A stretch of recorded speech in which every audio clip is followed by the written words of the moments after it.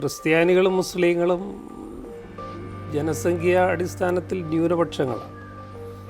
ഒരുപക്ഷെ ആ അടിസ്ഥാനത്തിൽ തന്നെ ഒരുമിച്ച് നിൽക്കേണ്ട രണ്ട് സമുദായങ്ങളാണ്. ഇവിടെ ഒരു ന്യൂനപക്ഷങ്ങളിൽ ഒരു ഭിന്നിപ്പുണ്ടാക്കി ആ ഭിന്നിപ്പ് മുതലെടുത്ത് വോട്ടാക്കുവാൻ സാധിക്കുമോ എന്നൊരു ശ്രമം ക്രൈസ്തവ നേതാക്കൾ പോലും ഇരിക്കുന്ന കൊമ്പ് മുറിക്കുകയാണെന്നുള്ള ഒരു അപകടം അവർ തിരിച്ചറിയുന്നുണ്ടോ എന്ന് എനിക്കറിഞ്ഞുള്ളൂ. ഇലക്ഷൻ സമയത്ത് നമ്മൾ കൂടുതൽ വിജിലൻ്റ് ആകേണ്ട ഒരു കാലമാണെന്ന് തോന്നുന്നു.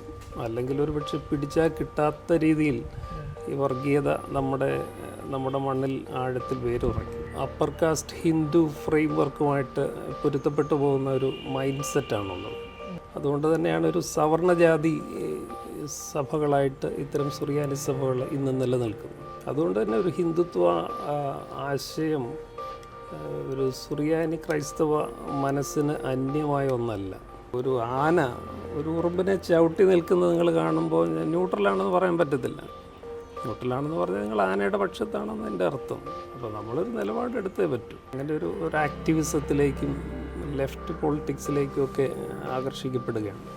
എനിക്ക് ഒത്തിരി പേരുകൾ തന്നെ അങ്ങനെ പലരും ഇട്ടിട്ടുണ്ട്. ചെഗുവര.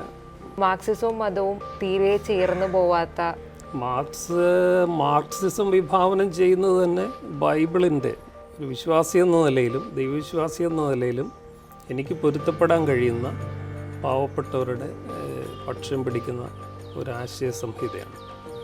അതൊരു ദൈവശാസ്ത്രം കൂടെയാണ്. നമുക്ക് പരിചയമുള്ള ഇടതുപക്ഷമാണോ ഞാനെന്ന് ചോദിച്ചാൽ അതിനപ്പുറത്താണെന്ന് എനിക്ക് പറയേണ്ടി വരും. ഗാന്ധിജിയുടെ കണ്ണാടി പോരാ, മാർക്സിൻ്റെ കണ്ണാടിയും പോരാ, അംബേദ്കറിൻ്റെ കണ്ണാടി വെച്ചാൽ ഇന്ത്യ എന്താണ് നമുക്ക് കൃത്യമായിട്ട് മനസ്സിലാക്കാൻ പറ്റുള്ളൂ. പക്ഷേ കമ്മ്യൂണിസ്റ്റ് പാർട്ടിയോ SFIയോ DYFIയോ ഒന്നും അംബേദ്കറിനെ ഇതുവരെ പരിചയപ്പെട്ടിട്ടുമില്ല. അങ്ങനെ ഒരാളിവിടെ ജീവിച്ചിരിപ്പുണ്ടെന്ന് പോലും അവർ ചിന്തിക്കുന്നില്ല. അർത്ഥത്തിൽ കൂടുതൽ ഞാനൊരു അംബേദ്കറായിട്ടാണ്. ഞാൻ പറയും സുഗതകുമാരിയിൽ നല്ല നമ്മൾ പരിസ്ഥിതിയുടെ പാഠങ്ങൾ പഠിക്കുന്നുണ്ട്. ചെങ്ങറ സമരത്തിൽ നിന്നാണ് ഞാൻ പറയും. അതിനാർജവമുള്ള ഒരു സർക്കാർ കേരളത്തിലുണ്ട്.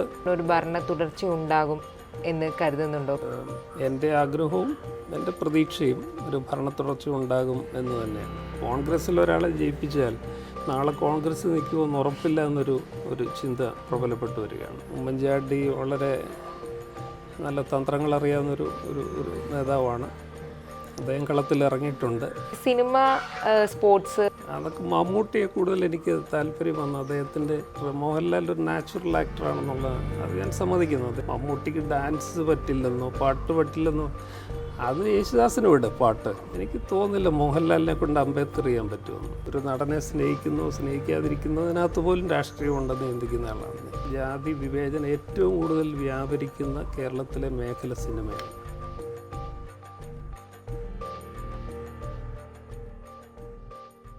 നമസ്കാരം. ബിഷപ്പ് ഗീവർഗീസ് മാർ കൂർലോസ് ആണ് ഇന്ന് ഡൂൾ ടോക്കിൽ നമ്മളോടൊപ്പം ഉള്ളത്. സ്വാഗതം. ഇപ്പോൾ അടുത്ത കാലത്ത് നടക്കുന്ന കുറേ സംഭവങ്ങൾ പരിശോധിക്കുകയാണെങ്കിൽ ക്രിസ്ത്യൻ മുസ്ലിം സമൂഹങ്ങൾക്കിടയിൽ, രണ്ട് ന്യൂനപക്ഷങ്ങൾക്കിടയിൽ ഒരു തരം പരസ്പരമുള്ള ചെറിയൊരു ചേരിതിരിവ്, അല്ലെങ്കിൽ ക്രൈസ്തവർക്കിടയിൽ പല വിഷയങ്ങളെ സംബന്ധിച്ച് ലവ് ജിഹാദ്, ഹലാൽ ഭക്ഷണം തുടങ്ങിയ വിഷയങ്ങളെ സംബന്ധിച്ച് അടുത്ത കാലത്തായിട്ട് ഒരു മുസ്ലിം വിരുദ്ധത വളർത്തിക്കൊണ്ടുവരാൻ ശ്രമിക്കുന്നതായിട്ട്, അല്ലെങ്കിൽ ആ രീതിയിലുള്ള ആരോപണങ്ങൾ ഉയരുന്നുണ്ട്. പലപ്പോഴും സംഘപരിവാർ മുസ്ലിങ്ങൾക്കെതിരെ ഉന്നയിച്ചിരുന്ന അതേ വാദങ്ങൾ തന്നെ സഭാ നേതൃത്വത്തിൻ്റെ ഭാഗത്തു നിന്നും ഉണ്ടായി വരുന്നുണ്ട്. എങ്ങനെയാണ് ഈ ഒരു മൊത്തം സെനാരിയോയെ നോക്കിക്കാണുന്നത്? വളരെ പ്രധാനപ്പെട്ട ഒരു ചോദ്യമാണ് താങ്കൾ ഉന്നയിച്ചത്. ഞാനിതിനു മുമ്പ് പല പ്രാവശ്യവും പല മാധ്യമങ്ങളിൽ കൂടി വ്യക്തമാക്കിയിട്ടുള്ളതുപോലെ ഈ ഒരു വിഷയത്തെ കേവലം കേരളത്തിൻ്റെ ഒരു പശ്ചാത്തലത്തിലോ ഇന്ത്യയുടെ ഒരു ദേശീയ പശ്ചാത്തലത്തിലോ മാത്രം കാണേണ്ട ഒരു വിഷയമല്ല. ഇതിനൊരു ആഗോള പശ്ചാത്തലവും പരിസരവുമുണ്ട്. ഇസ്ലാമോഫോബിയ എന്ന് പറയുന്ന ഒരു പ്രത്യയശാസ്ത്രം ആഗോളതലത്തിൽ മൂലധന സാമ്രാജ്യത്വ ശക്തികൾ വളരെ ശക്തമായിട്ട് ആവിഷ്കരിച്ചുകൊണ്ടിരിക്കുന്ന ഒരു കാലമാണ്. ഞാൻ മുമ്പ് പറഞ്ഞിട്ടുള്ളതുപോലെ ക്യാപിറ്റലിസത്തിന് എല്ലാ കാലത്തും ഒരു ശത്രുവിനെ ആവശ്യമാണ്. അത് ഒരു കാലത്ത് കോൾഡ് വാറിൻ്റെ ആ സമയത്തൊക്കെ കമ്മ്യൂണിസമായിരുന്നു. കമ്മ്യൂണിസം ഏതാണ്ട് ഇല്ലാതായി എന്നൊരു തോന്നൽ ആഗോള മൂലധന ശക്തികൾക്കുണ്ടായത് മുതൽ ക്യാപിറ്റലിസം ത്രൈവ് ചെയ്യുവാനായിട്ട് അവർക്കൊരു പുതിയ ശത്രുവിനെ സൃഷ്ടിക്കേണ്ടി വന്നു. അങ്ങനെയാണ് അവർ ഇസ്ലാമിലെത്തുന്നത്. ഇസ്ലാമും നമ്മൾ ആഴത്തിൽ അപഗ്രഥിച്ചാൽ കമ്മ്യൂണിസത്തെ പോലെ അല്ലെങ്കിൽ ക്രിസ്ത്യാനിറ്റിയെ പോലെ ഈ സമത്വത്തിന്, സാഹോദര്യത്തിന്, തുല്യതയ്ക്കും ഒക്കെ ഒത്തിരി പ്രാധാന്യം കൊടുക്കുന്ന ഒരു മതമാണ്. അതുകൊണ്ട് തന്നെ അതൊരു ക്യാപിറ്റലിസ്റ്റിക് വിരുദ്ധ ചിന്താഗതി കൂടെയാണ്. അതുകൊണ്ട് ഇസ്ലാമിലൊരു നല്ല ശത്രുവിനെ ക്യാപിറ്റലിസത്തിന് കാണാൻ പറ്റി. അത് ട്രംപ് പോലെയുള്ള നേതാക്കന്മാർ അതിന് വലിയ പ്രചാരവും ഒക്കെ കൊടുത്തു. അതിൻ്റെ ഒരു ഭാഗമായിട്ട് വേണം നമ്മളിപ്പോൾ കേരളത്തിൽ ഉന്നയിക്കപ്പെടുന്ന ഒരു വിഷയത്തെ കാണുവാൻ എന്ന് ആമുഖമായിട്ട് ഞാൻ സൂചിപ്പിക്കുകയാണ്. കേരളത്തിൽ ഇപ്പോൾ ഇത് കൂടുതൽ ചർച്ചാ വിഷയമാകുന്നത് തെരഞ്ഞെടുപ്പിൻ്റെ ഒരു മുഖത്താണ്. തെരഞ്ഞെടുപ്പ് വരുമ്പോൾ ഇത്തരം വിഷയങ്ങളൊക്കെ കൃത്രിമമായിട്ട് വോട്ട് കിട്ടാനായിട്ട് തൽപര കക്ഷികൾ, രാഷ്ട്രീയ കക്ഷികളൊക്കെ സൃഷ്ടിക്കുക എന്ന് പറയുന്നത് സാധാരണമാണ്. അവരെ കുറ്റപ്പെടുത്താനൊക്കെയില്ല, അവരുടെ വെസ്റ്റഡ് ഇൻട്രസ്റ്റിൻ്റെ ഭാഗമായിട്ടാണ്. പക്ഷെ കേരളത്തിൽ അത് ഉണ്ടാകുന്നത് നമ്മളല്പം ഭീതിയോടെയും ആശങ്കയോടെയും കാണേണ്ടതുണ്ട്. മറ്റ് പലയിടത്തും ഇങ്ങനെ വർഗീയതയും മതമൗലികവാദങ്ങളും വർഗീയത ഇളക്കി വിട്ട് വോട്ട് പിടിക്കാനുള്ള ശ്രമങ്ങളും ഒക്കെ നടക്കുമ്പോഴും കേരളം അതിൽ നിന്നൊക്കെ ഒരു വ്യത്യസ്തത, ഒരു അപവാദമായിട്ട് ഇത്രയും നാൾ നിലനിന്നിരുന്നു എന്ന അഭിമാനത്തോടെ നമുക്ക് പറയാൻ സാധിക്കുമായിരുന്നു. അവിടെയാണ് ഇപ്പോൾ ഒരു പോറൽ ഉണ്ടാകുന്നുണ്ടോ എന്നൊരു സംശയം നമുക്ക് തോന്നുന്നു. ഇപ്പോൾ ക്രിസ്ത്യാനികളും മുസ്ലിങ്ങളും ജനസംഖ്യാ അടിസ്ഥാനത്തിൽ ന്യൂനപക്ഷങ്ങളാണ്. ഒരുപക്ഷെ ആ അടിസ്ഥാനത്തിൽ തന്നെ ഒരുമിച്ച് നിൽക്കേണ്ട രണ്ട് സമുദായങ്ങളാണ് ഇപ്പോഴത്തെ ഒരു പശ്ചാത്തലത്തിൽ. പ്രത്യേകിച്ച് ഒരു ഫാഷിസ്റ്റ് ഭൂരിപക്ഷ മത തീവ്രവാദം ശക്തിപ്പെടുന്ന ഒരു കാലത്ത് ന്യൂനപക്ഷങ്ങളൊക്കെ ഒരുമിച്ച് നിന്ന് അതിനെതിരെ നിലപാടെടുക്കേണ്ട ഒരു സാഹചര്യത്തിലാണ് ഇവിടെ ഒരു ന്യൂനപക്ഷങ്ങളിൽ ഒരു ഭിന്നിപ്പുണ്ടാക്കി ആ ഭിന്നിപ്പ് മുതലെടുത്ത് വോട്ടാക്കുവാൻ സാധിക്കുമെന്നൊരു ശ്രമം നടത്തുന്നത്. അത് പല ഭാഗത്തുനിന്നും, നമ്മൾ പ്രതീക്ഷിക്കാത്ത ഭാഗത്തുനിന്നും ഉണ്ടാകുന്നു എന്നുള്ളതാണ് എന്നെപ്പോലെയുള്ളവരെ വിഷമിപ്പിക്കുന്ന ഒരു സംഗതി. മതേതരത്വത്തിലും സോഷ്യലിസത്തിലും ഒക്കെ വിശ്വസിക്കുന്നവർ പോലും കേവലം താൽക്കാലിക ലാഭത്തിനു വേണ്ടി ഇത്തരം ഭിന്നതകൾ ഉണ്ടെന്ന് വരുത്തി തീർക്കാനും അത്തരം ഭിന്നതകൾ കൃത്രിമമായിട്ടുണ്ടാക്കി അതിൽ നിന്ന് മുതലെടുപ്പ് നടത്താനും ശ്രമിക്കുമ്പോൾ അതൊരു വലിയ ദുരന്തത്തിലേക്ക് കേരളത്തെ, നമ്മുടെ നാടിനെ നയിക്കും എന്നുള്ള കാര്യത്തിന് സംശയമില്ല. വ്യക്തിപരമായി എൻ്റെ നിരീക്ഷണത്തിൽ ഇസ്ലാമും ക്രിസ്ത്യാനിറ്റിയും തമ്മിൽ കേരളത്തിലോ ഇന്ത്യയിൽ പോലും ഒരു വലിയ സംഘടനയോ സംഘർഷമോ ഒന്നും ഉള്ളതായിട്ട് എനിക്ക് തോന്നിയിട്ടില്ല. പിന്നെ ചില നേതാക്കന്മാരുടെ അഭിപ്രായം അതിന് വലിയ അമിത പ്രാധാന്യമൊക്കെ കൊടുത്ത് പ്രചരിപ്പിക്കുമ്പോഴുണ്ടാകുന്ന പ്രശ്നങ്ങളല്ലാതെ ഇസ്ലാമും ക്രിസ്തുമതവും എല്ലാം ഒരുമിച്ച് നിന്ന് സാഹോദര്യത്തോടുകൂടി, രണ്ട് മതങ്ങൾ മാത്രമല്ല, ഹിന്ദുമതം ഉൾപ്പെടെ കേരളത്തിൽ എല്ലാ മതങ്ങളിലും വിശ്വസിക്കുന്ന, മതേതരത്വത്തിലും സമതയിലുമൊക്കെ വിശ്വസിക്കുന്ന എല്ലാവരും ഒരുമിച്ച് നിന്ന് മതസഹിഷ്ണുതയും മതമൈത്രിയും പുലരുന്ന ഒരു പശ്ചാത്തലത്തിലാണ് ഇത്തരം വർഗീയതയുടെ, മതതീവ്രവാദത്തിൻ്റെയൊക്കെ ഇല്ലാക്കഥകൾ പ്രചരിപ്പിച്ച് ഇല്ലാത്ത ഒരു വൈരം കൃത്രിമമായിട്ട് സൃഷ്ടിക്കാനുള്ള ശ്രമം നടക്കുന്നത്. അത് ആത്യന്തികമായി കേരള സമൂഹത്തിന് ഗുണം ചെയ്യുകയില്ലെന്ന് മാത്രമല്ല, ഇത്തരം വാദങ്ങൾ ഉന്നയിക്കുകയും അതിന് പിൻബലം കൊടുക്കുകയും ചെയ്യുന്ന ക്രൈസ്തവ നേതാക്കൾ പോലും ഇരിക്കുന്ന കൊമ്പ് മുറിക്കുകയാണെന്നുള്ള ഒരു അപകടം അവർ തിരിച്ചറിയുന്നുണ്ടോ എന്ന് എനിക്കറിഞ്ഞുള്ളൂ.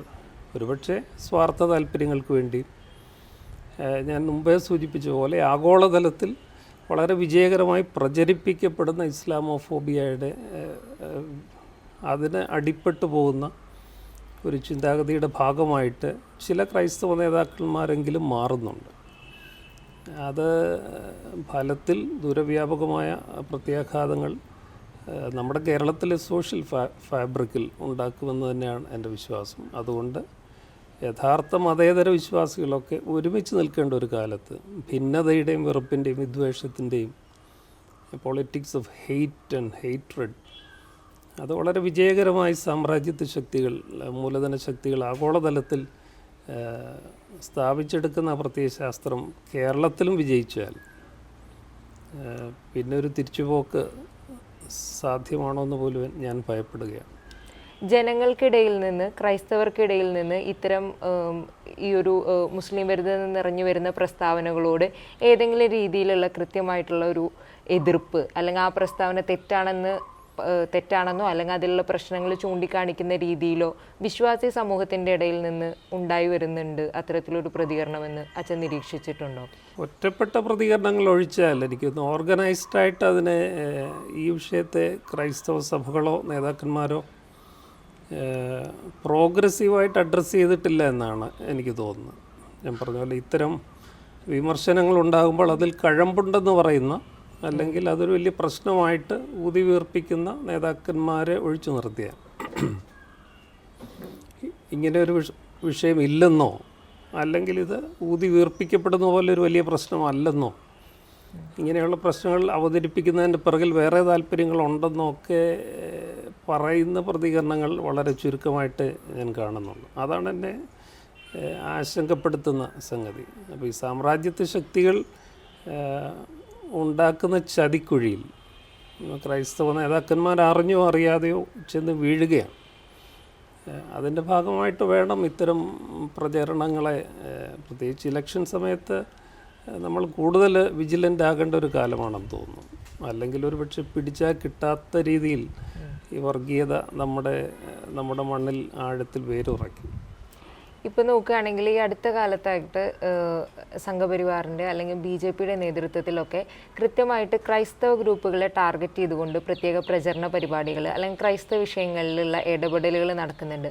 ഇപ്പോൾ അടുത്ത കാലത്ത് നമ്മൾ നോക്കുകയാണെങ്കിൽ ഇപ്പോൾ യാക്കോബേസ് ഓർത്തഡോക്സ് ഈ ഒരു തർക്കത്തിൽ ശ്രീധരൻപിള്ളയുടെ നേതൃത്വത്തിൽ പ്രധാനമന്ത്രിയെ വരെ ആദ്യമായിട്ട് കേന്ദ്രമൊക്കെ ഇടപെടുന്ന രീതിയിലേക്ക് കാര്യങ്ങൾ മാറി. അതിനുശേഷം ഇപ്പോൾ നോക്കുകയാണെങ്കിൽ മുസ്ലിം തീവ്രവാദത്തിന് ഇരയായ ക്രൈസ്തവർക്ക് വേണ്ടി പ്രത്യേക പ്രചരണ പരിപാടി BJP തുടങ്ങുകയാണെന്ന് K. സുരേന്ദ്രൻ കഴിഞ്ഞ ദിവസങ്ങളിൽ പ്രഖ്യാപിച്ചിട്ടുണ്ടായിരുന്നു.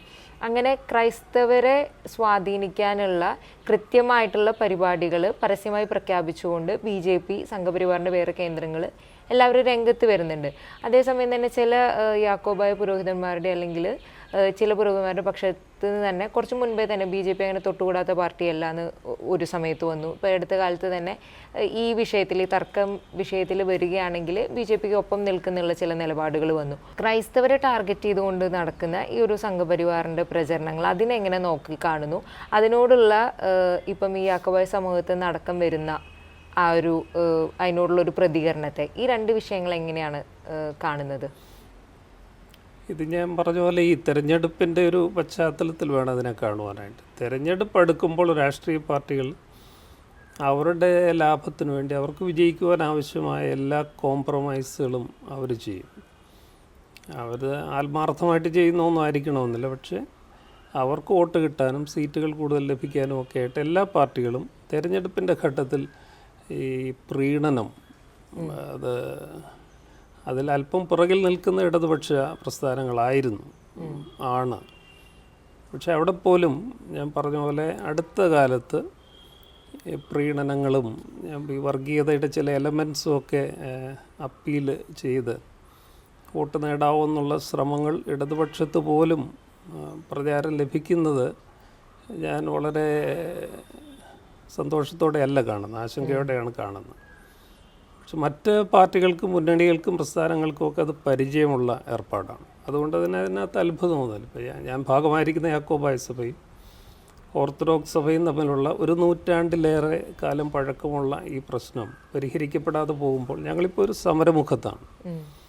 ഒരു നിയമനിർമ്മാണത്തിൽ കൂടി മാത്രമേ ഈ പ്രശ്നം പരിഹരിക്കപ്പെടുകയുള്ളൂ എന്നുള്ള ഒരു ഉറച്ച നിലപാടിൽ സമരമുഖത്ത് നിൽക്കുന്ന ഒരു സഭ എന്ന നിലയിൽ ഞങ്ങളോട് അനുഭാവവും സഹതാപവും അല്പം താല്പര്യമൊക്കെ കാണിക്കുന്നവരോട് തിരിച്ച് ആ സ്നേഹം കാണിക്കുക എന്നുള്ളത് വിശ്വാസികളെ സംബന്ധിച്ചിടത്തോളം സ്വാഭാവികമായ ഒരു നടപടി മാത്രമായിട്ട് ഞാനതിനെ കാണുന്നു.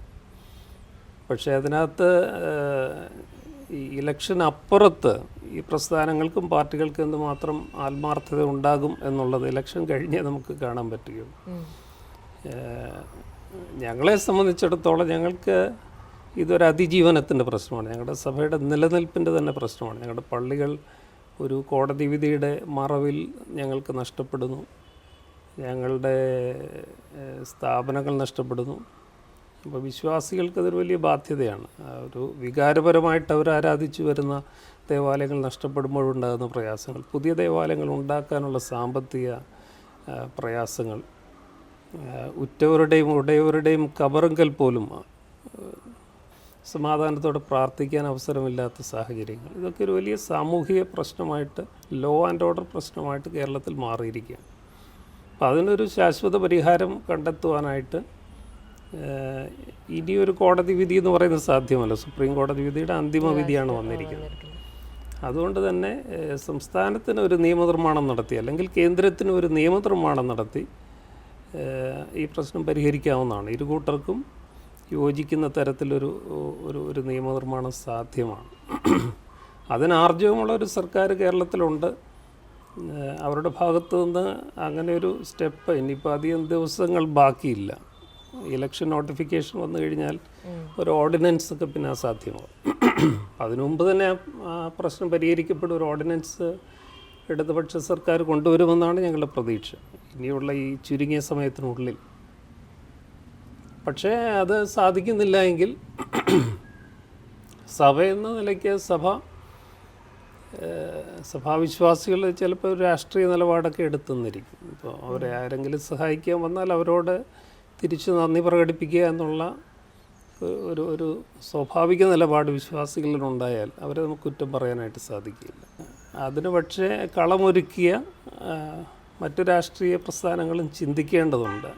ഈ ഒരു വിശ്വാസി സമൂഹത്തെ അങ്ങനെ ഒരു സാഹചര്യത്തിലേക്ക് തള്ളിവിടാൻ പാടില്ലായിരുന്നു, ഞങ്ങൾക്ക് ഈ പ്രശ്നം പരിഹരിക്കാമായിരുന്നു എന്ന് അവർക്കൂടെ തോന്നേണ്ട ഒരു കാലഘട്ടത്തിലാണ് നമ്മൾ ജീവിക്കുന്നത്. എൻ്റെ ഒരു വിചാരം ഇപ്പോഴും ആ ഒരു ഘട്ടത്തിൽ എത്തില്ല. മതനിരപേക്ഷതയിലും സാമൂഹ്യനീതിയിലും ആരാധനാ സ്വാതന്ത്ര്യത്തിലും ഒക്കെ വിശ്വസിക്കുന്ന ഒരു ജനകീയ ഇടതുപക്ഷ മതേതര സർക്കാരുള്ള ഒരു കാലത്ത് ഒരു നാട്ടിൽ ഇനിയുള്ള ചുരുങ്ങിയ ദിവസത്തിനകത്താണെങ്കിലും ഈ പ്രശ്നം മുമ്പേ സൂചിപ്പിച്ച അപകടത്തിലേക്ക് പോകാതെ പരിഹരിക്കാനായിട്ടുള്ള ഒരു ആർജവം ഇപ്പോഴത്തെ ലെഫ്റ്റ് സർക്കാർ കാണിക്കുമെന്ന് തന്നെയാണ് എൻ്റെ പ്രതീക്ഷ. അതിനവർ തയ്യാറാകുന്നില്ല എങ്കിൽ താങ്കൾ സൂചിപ്പിച്ച ഈ അപകടത്തിലേക്കൊക്കെ വിശ്വാസി സമൂഹം ചെന്നെത്തും എന്നെനിക്ക് പേടിയുണ്ട്. കാരണം ഞാൻ ഭാഗമായിരിക്കുന്ന സഭ, ഞങ്ങളുടെ മറുപക്ഷത്ത് നിൽക്കുന്ന സഭ ഉൾപ്പെടെ സുറിയാനി സഭകൾ എന്നറിയപ്പെടുന്ന കേരളത്തിലെ സഭകളുടെയൊക്കെ ഒരു പൊതു രാഷ്ട്രീയ സാമൂഹ്യ സാംസ്കാരിക സങ്കല്പമെന്ന് പറയുന്നത് ഇവിടുത്തെ ഒരു അപ്പർ കാസ്റ്റ് ഹിന്ദു ഫ്രെയിം വർക്കുമായിട്ട് പൊരുത്തപ്പെട്ടു പോകുന്ന ഒരു മൈൻഡ് സെറ്റാണുള്ളത്. അതുകൊണ്ട് തന്നെയാണ് ഒരു സവർണജാതി സഭകളായിട്ട് ഇത്തരം സുറിയാനി സഭകൾ ഇന്ന് നിലനിൽക്കുന്നത്. അതുകൊണ്ട് തന്നെ ഒരു ഹിന്ദു ഐഡിയോളജിയുമായിട്ട് വൈകാരികമായിട്ട് സമരസപ്പെടുവാനായിട്ട് സുറിയാനി സഭയിലെ ആളുകൾക്ക് വലിയ പ്രയാസം ഉണ്ടാകത്തില്ല. അതുകൊണ്ട് തന്നെ അവരെ ഈ പറയുന്ന ആശയത്തിലേക്ക് ആകർഷിക്കാനായിട്ട് എളുപ്പമാണ്, വളരെ എളുപ്പമാണ്. അതുകൊണ്ട് തന്നെയാണ് ഇപ്പം ആദ്യം ഉന്നയിച്ച ചോദ്യത്തിൽ ഈ ക്രിസ്തീയ സഭാ നേതാക്കന്മാരൊക്കെ പലരും വീണ് കഴിഞ്ഞിരിക്കുന്നത്. കാരണം അത് കൃത്യമായൊരു പൊളിറ്റിക്കൽ ഗെയിമായിരുന്നു. ആ ഗെയിമിൽ പല നേതാക്കന്മാരും പെട്ടുകഴിഞ്ഞു. അവർക്ക് എളുപ്പമാണ്, കാരണം അവരുടെ ഒരു ബേസിക് ഒരു സിറിയൻ ക്രിസ്ത്യൻ മൈൻഡ് സെറ്റ് എന്ന് പറയുന്ന ഒരു അപ്പർ കാസ്റ്റ് ഹിന്ദു മൈൻഡ് സെറ്റിനോട് വളരെ അടുത്ത് നിൽക്കുന്ന ഒന്നാണ്. അതുകൊണ്ട് തന്നെ ഒരു ഹിന്ദുത്വ ആശയം ഒരു സുറിയാനി ക്രൈസ്തവ മനസ്സിന് അന്യമായ ഒന്നല്ല. അത് മനസ്സിലാക്കേണ്ടത് ആ അപകടത്തിലേക്ക് അവരെ തള്ളിവിടാതിരിക്കാൻ ആയിട്ട് ഇവിടുത്തെ മറ്റു രാഷ്ട്രീയ പ്രസ്ഥാനം കോൺഗ്രസ്സിനും ഇടതുപക്ഷത്തിനും ഒക്കെ ഒരു ബാധ്യതയാണ്. പക്ഷെ അവരെ അതത്ര ഗൗരവമായിട്ട് എടുക്കുന്നുണ്ടോ ഈ കാലത്ത് എന്ന് എനിക്ക് സംശയമുണ്ട്. അതുകൊണ്ട് തന്നെയാണ് അവർ പോലും തിരഞ്ഞെടുപ്പിൻ്റെയൊക്കെ മുഖത്ത് ഇത്തരം സ്പാർക്കുകളൊക്കെ ഉണ്ടാക്കി വിടുന്നത്. ഈ മൗലികവാദത്തിൻ്റെയും വർഗീയതയുടെയൊക്കെ പേര് പറഞ്ഞ് തമ്മിൽ ഭിന്നിപ്പിക്കാനും ക്രൈസ്തവരും മുസ്ലിങ്ങളും തമ്മിലൊരു ഭിന്നിപ്പുണ്ടാക്കാനും ഒക്കെ ഒരു ശ്രമം നടത്തി നോക്കുന്നത് അതുകൊണ്ട് തന്നെയാണ്. അതൊരു വലിയ ആപത്താണ് ഞാൻ മുന്നിൽ കാണുന്നത്. എല്ലാവരും സൂചിപ്പിച്ചല്ല, അച്ഛൻ തന്നെ പലപ്പോഴും പറഞ്ഞിട്ടുള്ള ഒരു കാര്യമാണ്, അച്ഛൻ ഒരു ഇടതുപക്ഷ അനുഭാവിയാണ്, പണ്ട് തൊട്ടേ ആയിരുന്നു, ഇടതുപക്ഷത്തിൻ്റെ രാഷ്ട്രീയത്തിനോട് തന്നെ എനിക്ക് അനുഭവം ഉണ്ടെന്ന്.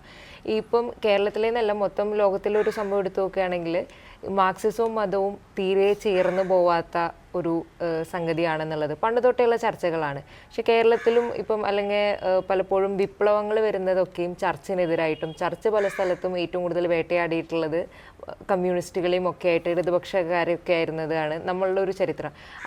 കേരളത്തിലും പലപ്പോഴും സമാനമായിട്ടുള്ള രീതിയിൽ ഈ രണ്ട് കമ്മ്യൂണിസവും ചർച്ചും രണ്ട് ധ്രുവങ്ങളിലായിട്ട് തന്നെയാണ് നിന്നിരുന്നത്. അതിനിടയിലാണ് ഒരു സഭയുടെ ഒരു ഉന്നത അധികാരിയായിട്ടുള്ള ഒരച്ഛൻ വന്ന് നിന്നിട്ട് പറയുന്നത് ഞാനൊരു ഇടതുപക്ഷ അനുഭാവിയാണ്, അതേസമയം ഞാൻ സഭയിലെ ആളാണ്, പുരോഹിതനാണ്, ഞാൻ ഈ സഭയുടെ ഈ സ്ഥാനത്തിരിക്കുന്ന ആളാണ്, പക്ഷേ ഞാൻ ഒരു ഇടതുപക്ഷ അനുഭാവിയാണെന്ന് പറയുന്നത്. ആ ഒരു അപ്പോൾ അതേസമയം തന്നെ വിമർശനവും വന്നിട്ടുണ്ടാവില്ല ഇരുവശങ്ങളിൽ നിന്നും. ഇടതുപക്ഷ അനുഭാവിയായിരിക്കുന്നതിന് സഭാവിശ്വാസികളുടെ ഇടയിൽ നിന്നും, ഇപ്പോൾ സഭാവിശ്വാസി ആയിരിക്കുന്നതിന് ഇടതുപക്ഷ അനുഭാവികളുടെ ഇടയിൽ നിന്നും ഒരേ സമയം വിമർശനം ഉയർന്നിട്ടുണ്ട്. സോ എങ്ങനെയാണ് ഈ ഒരു സംഭവത്തെ കാണുന്നത്, ഈ മതവും മാർക്സിസമൊക്കെ ഒരുമിച്ച് കൊണ്ടുപോകുന്നതിനെ പറ്റിയിട്ടും എങ്ങനെയാണ് ആ ഒരു ഇടതുപക്ഷ അനുഭാവിയായിട്ട് തന്നെ തുടരുന്നത്? ഞാൻ ഗുരുതുല്യം ബഹുമാനിക്കുന്ന, എന്നെ ഒത്തിരി സ്വാധീനിച്ച് ധാരാളം ചിന്തകരിൽ ഒരാളാണ് തിരുവല്ലായത്തിൻ്റെ ഉണ്ടായിരുന്ന ഡോക്ടർ എം തോമസ്. നാഗാലാൻഡ് ഗവർണറൊക്കെ ആയിട്ടിരുന്ന വലിയൊരു ചിന്തകനും ദൈവശാസ്ത്രജ്ഞനുമായിരുന്നു. അദ്ദേഹം ഒരിക്കൽ പറഞ്ഞിട്ടുണ്ട്, അദ്ദേഹം ഒരു കമ്മ്യൂണിസ്റ്റ് ചിന്താഗതിയുള്ള ആളായിരുന്നതുകൊണ്ട് മാർത്തോമാ സഭയിൽ അദ്ദേഹത്തിന് പട്ടം കൊടുത്തില്ല.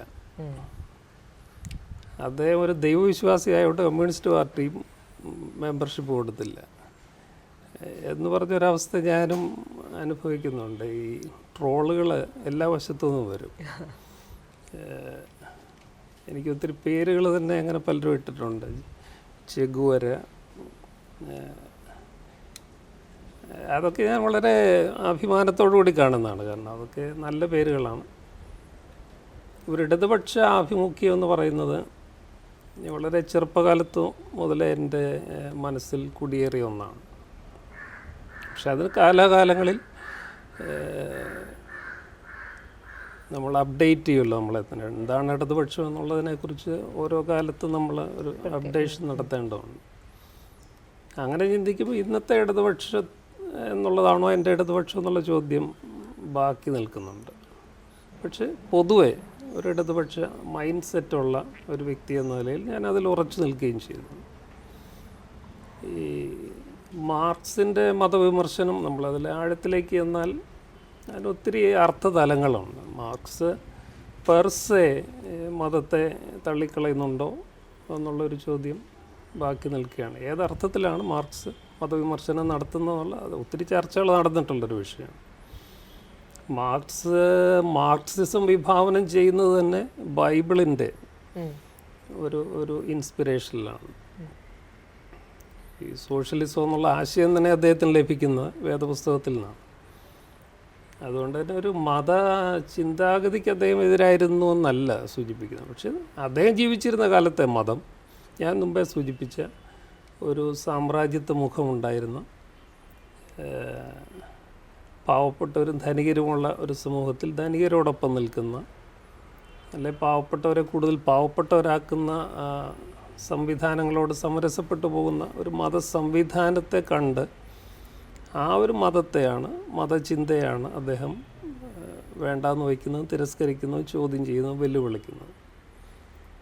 ഞാനെപ്പോഴും പറയും, ഈ 1970കളിൽ ലാറ്റിൻ അമേരിക്കയിലുണ്ടായ വിമോചന ദൈവശാസ്ത്രത്തിൻ്റെ ചില സൂചനകൾ മാർക്സിൻ്റെ കാലത്തുണ്ടായിരുന്നെങ്കിൽ അദ്ദേഹത്തിൻ്റെ മതവിമർശനത്തിന് രൂപമാറ്റം ഉണ്ടാകുമായിരുന്നു. പക്ഷെ അന്ന് ആ പറയുന്ന ഒരു വിമോചനാത്മകമായ ഒരു മതം മാർക്സിൻ്റെ ജീവിതത്തിൻ്റെ അനുഭവത്തിലും ഉണ്ടായില്ല. അതുകൊണ്ടാണ് അദ്ദേഹം മർദ്ദിത സ്വഭാവമുള്ള, മർദ്ദകരോടൊപ്പം നിൽക്കുന്ന, ധനികരോടൊപ്പം നിൽക്കുന്ന, ചൂഷണത്തിനൊപ്പം നിൽക്കുന്ന, അതിനെ സാധൂകരിക്കുന്ന ഒരു മത പ്രത്യയശാസ്ത്രത്തെ അദ്ദേഹം തള്ളിപ്പറയുന്നു. അത് നമ്മളിപ്പോഴും ചെയ്യേണ്ടത്, ഞാനതാണ് ചെയ്യുന്നത്. എന്നാൽ മതത്തിന് മറ്റൊരു മുഖമുണ്ട്. അത് വിമോചനാത്മകമാണ്, അത് പാവപ്പെട്ടവരോടൊപ്പം നിൽക്കുന്നതാണ്, അവരുടെ വിമോചനത്തിന് വേണ്ടി നിൽക്കുന്ന ഒരു സംഹിതയാണ്, ആശയമാണ്. ആ അർത്ഥത്തിൽ മാർക്സിസവും മതവും തമ്മിൽ ഒത്തിരി സാധർമ്മ്യങ്ങളുമുണ്ട്. എന്നാൽ ഒരു മതവിശ്വാസിക്ക്, ദൈവവിശ്വാസിക്ക് അംഗീകരിക്കാൻ കഴിയാത്ത ഒത്തിരി കാര്യങ്ങളും ചിന്തകളും മാർക്സിസത്തിലുണ്ട് എന്നുള്ളത് മാറ്റി നിർത്തുക. അതുകൊണ്ട് തന്നെയാണ് ഞാനൊരു കമ്മ്യൂണിസ്റ്റ് ആകാത്തത്. എനിക്കൊരു വിശ്വാസി എന്ന നിലയിൽ 100% ഒരു കമ്മ്യൂണിസ്റ്റ് ആകാൻ ഒക്കത്തില്ല. അതുകൊണ്ട് ഞാൻ പറയാം, I am not a communist but I am a socialist. ഇത് രണ്ടും വ്യത്യാസമാണ്. വേദപുസ്തകത്തിൽ സോഷ്യലിസം ഉണ്ട്, എൻ്റെ വിശ്വാസവും അത് തന്നെയാണ്. കമ്മ്യൂണിസം അതിൻ്റെ ഒരു വേറൊരു സ്റ്റെപ്പാണ്. അതിലേക്ക് എത്താനായിട്ട് വിശ്വാസത്തിൻ്റെ ചില തടസ്സങ്ങൾ എൻ്റെ മുമ്പിലുണ്ട്.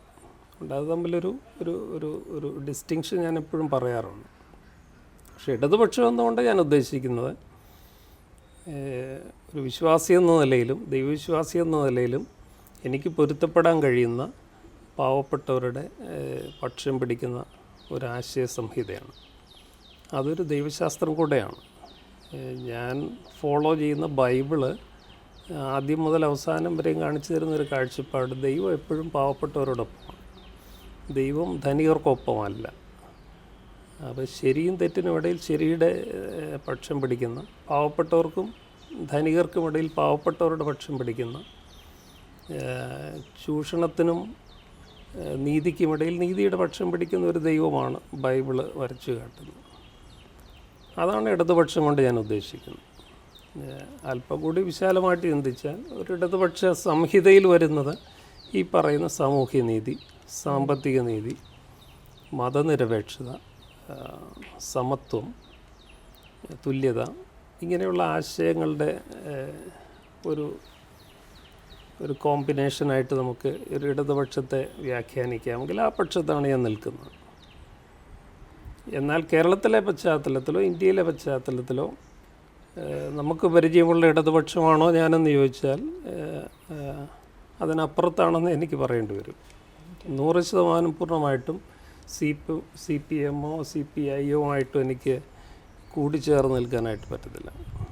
ഞാനത് പല പ്രാവശ്യം എഴുതുകയും പറയുകയുമൊക്കെ ചെയ്തിട്ടുള്ളതാണ്. ഇന്ത്യയിലെ കമ്മ്യൂണിസ്റ്റ് പാർട്ടി ഒരു ഇന്ത്യൻ കമ്മ്യൂണിസ്റ്റ് പ്രസ്ഥാനമായിട്ട് ഇതുവരെ മാറിയിട്ടില്ല. സിവിക് ചന്ദ്രനെ പോലെയുള്ള ചിന്തകർ പറയുന്ന പോലെ ഒരു പാർട്ടി ചൈനയിലേക്ക് നോക്കി, വേറൊരു പാർട്ടി റഷ്യയിലേക്ക് നോക്കി, ഇന്ത്യയിലേക്ക് നോക്കിയിട്ടില്ല ഇതുവരെ communist party. Indian communist party ഇന്ത്യയിലേക്ക് നോക്കി തുടങ്ങണം എന്ന് പറഞ്ഞാൽ അതിൻ്റെ അർത്ഥം ചൈനയിലെയോ റഷ്യയിലെയോ സാമൂഹ്യ രാഷ്ട്രീയ യാഥാർത്ഥ്യങ്ങളല്ല ഇന്ത്യയെ ഡിഫൈൻ ചെയ്യുന്നത്. നമ്മൾ ഇതുവരെ ചർച്ച ചെയ്ത എല്ലാ വിഷയങ്ങളുമായിട്ട് ബന്ധപ്പെട്ട ഒരു റിയാലിറ്റിയാണ്. ഇന്ത്യയെ ഇന്ത്യയാക്കുന്ന ഇവിടുത്തെ ജാതിയാണ്. ഇന്ത്യയെ മറ്റ് രാജ്യങ്ങളിൽ വ്യത്യസ്തമാക്കുന്നത് ഇവിടുത്തെ ജാതി വ്യവസ്ഥയാണ്. അതിനെ ഇതുവരെ കമ്മ്യൂണിസം ഇന്ത്യയിൽ അഡ്രസ്സ് ചെയ്തിട്ടില്ല, അഡ്രസ്സ് ചെയ്യേണ്ട രീതിയിൽ അഡ്രസ്സ് ചെയ്തിട്ടില്ല. അതുകൊണ്ട് തന്നെയാണ് കേരളത്തിലും, ഇപ്പോൾ കേരളത്തിൽ മാത്രമായിട്ട് കമ്മ്യൂണിസ്റ്റ് പാർട്ടി ചുരുങ്ങിപ്പോയത്. കാരണം ഭാഗ്യവശാൽ കേരളത്തിൽ ജാതിയുടെ പ്രശ്നങ്ങൾ ഉത്തരേന്ത്യയിലൊക്കെ ഉള്ളതുപോലെ തീഷ്ണമായിട്ട് ഇപ്പോഴില്ല. ഇവിടെ കമ്മ്യൂണിസ്റ്റ് പാർട്ടി ഒരു വലിയ പ്രസ്ഥാനമായത് തന്നെ ജാതിക്കെതിരെയുള്ളൊരു വലിയ പോരാട്ടമായിട്ട് പ്രസ്ഥാനം തുടങ്ങിയപ്പോൾ ആ ഒരു സമരം ഏറ്റെടുത്തത് കൊണ്ടാണ്. അതുകൊണ്ടാണ് ദളിതരിലൊരു ഭൂരിഭാഗം ആളുകൾ കമ്മ്യൂണിസ്റ്റ് പാർട്ടിയുടെ ബേസായിട്ട് മാറിയത്. പക്ഷേ ഇന്ന് അവർ തന്നെ മാറി ചിന്തിച്ചു തുടങ്ങി. പുതിയ രാഷ്ട്രീയ പ്രസ്ഥാനങ്ങളും ഇനീഷ്യേറ്റീവ്സും ഒക്കെ ദളിതർ ആരംഭിച്ചു തുടങ്ങിയിട്ടുണ്ട്. അതിൻ്റെ ഒരു കാരണം ഈ മാറുന്ന സാഹചര്യത്തിലും പ്രത്യേകിച്ച് ഹിന്ദുത്വ, മതതീവ്രവാദം, ഭൂരിപക്ഷ വർഗീയത, ഫാഷിസമൊക്കെ ശക്തമാകുന്ന ഒരു കാലം, അതെല്ലാം വാസ്തവത്തിൽ ജാതിയുടെ അടിത്തറയിലുള്ളതാണ്. ഒരു ഹിന്ദുത്വം എന്ന് പറയുന്നത് ഇവിടുത്തെ ജാതി വ്യവസ്ഥയുടെ ഒരു തിരിച്ചുവരവ് തന്നെയാണ്. ആ ഒരു പശ്ചാത്തലത്തിൽ ദളിതരുടെയും ജാതിയുടെയും പ്രശ്നങ്ങളെ വളരെ ഗൗരവമായിട്ട് കണ്ടുകൊണ്ട് അതിൻ്റെ അടിസ്ഥാനത്തിൽ ഇന്ത്യയെ വായിക്കാനായിട്ട് കമ്മ്യൂണിസ്റ്റ് പാർട്ടി ഇതുവരെ ഗൗരവമായിട്ടൊരു ഇനീഷ്യേറ്റീവ് എടുത്തിട്ടില്ല. ഇന്ത്യയിലെ യഥാർത്ഥ ഇടതുപക്ഷം നമുക്കറിയാം, മാർക്സിസം എന്ന് പറയുന്ന പ്രധാനപ്പെട്ട അവരുടെ ഒരു സോഷ്യൽ അനാലിസിസ് ചെയ്യുന്ന ക്ലാസ് പെർസ്പെക്റ്റീവിലാണ്. സാമ്പത്തിക അന്തരമാണ് പ്രധാനപ്പെട്ടൊരു വിഷയം. എന്നാൽ അവിടെയാണ് ഇന്ത്യയിൽ അംബേദ്കർ പ്രസക്തമാണ്. അംബേദ്കറും മാർക്സും തമ്മിലുള്ളൊരു വലിയ ആശയ സംവാദം അദ്ദേഹത്തിൻ്റെ പുസ്തകങ്ങൾ വായിച്ച് നമുക്കറിയാം. അംബേദ്കർ പറയും ഇന്ത്യയിലെ ക്ലാസ് എന്ന് പറയുന്നത് കാസ്റ്റാണ്. Caste is class in India. ഇവിടെ ജാതിയാണ് വർഗം. ഇവിടുത്തെ അടിസ്ഥാന വർഗം എന്ന് പറയുന്നത് ഇവിടുത്തെ കീഴ്ജാതിക്കാരാണ്, ദളിതരും ശൂദ്രരും ഒക്കെ ആയിട്ടുള്ളവരാണ്.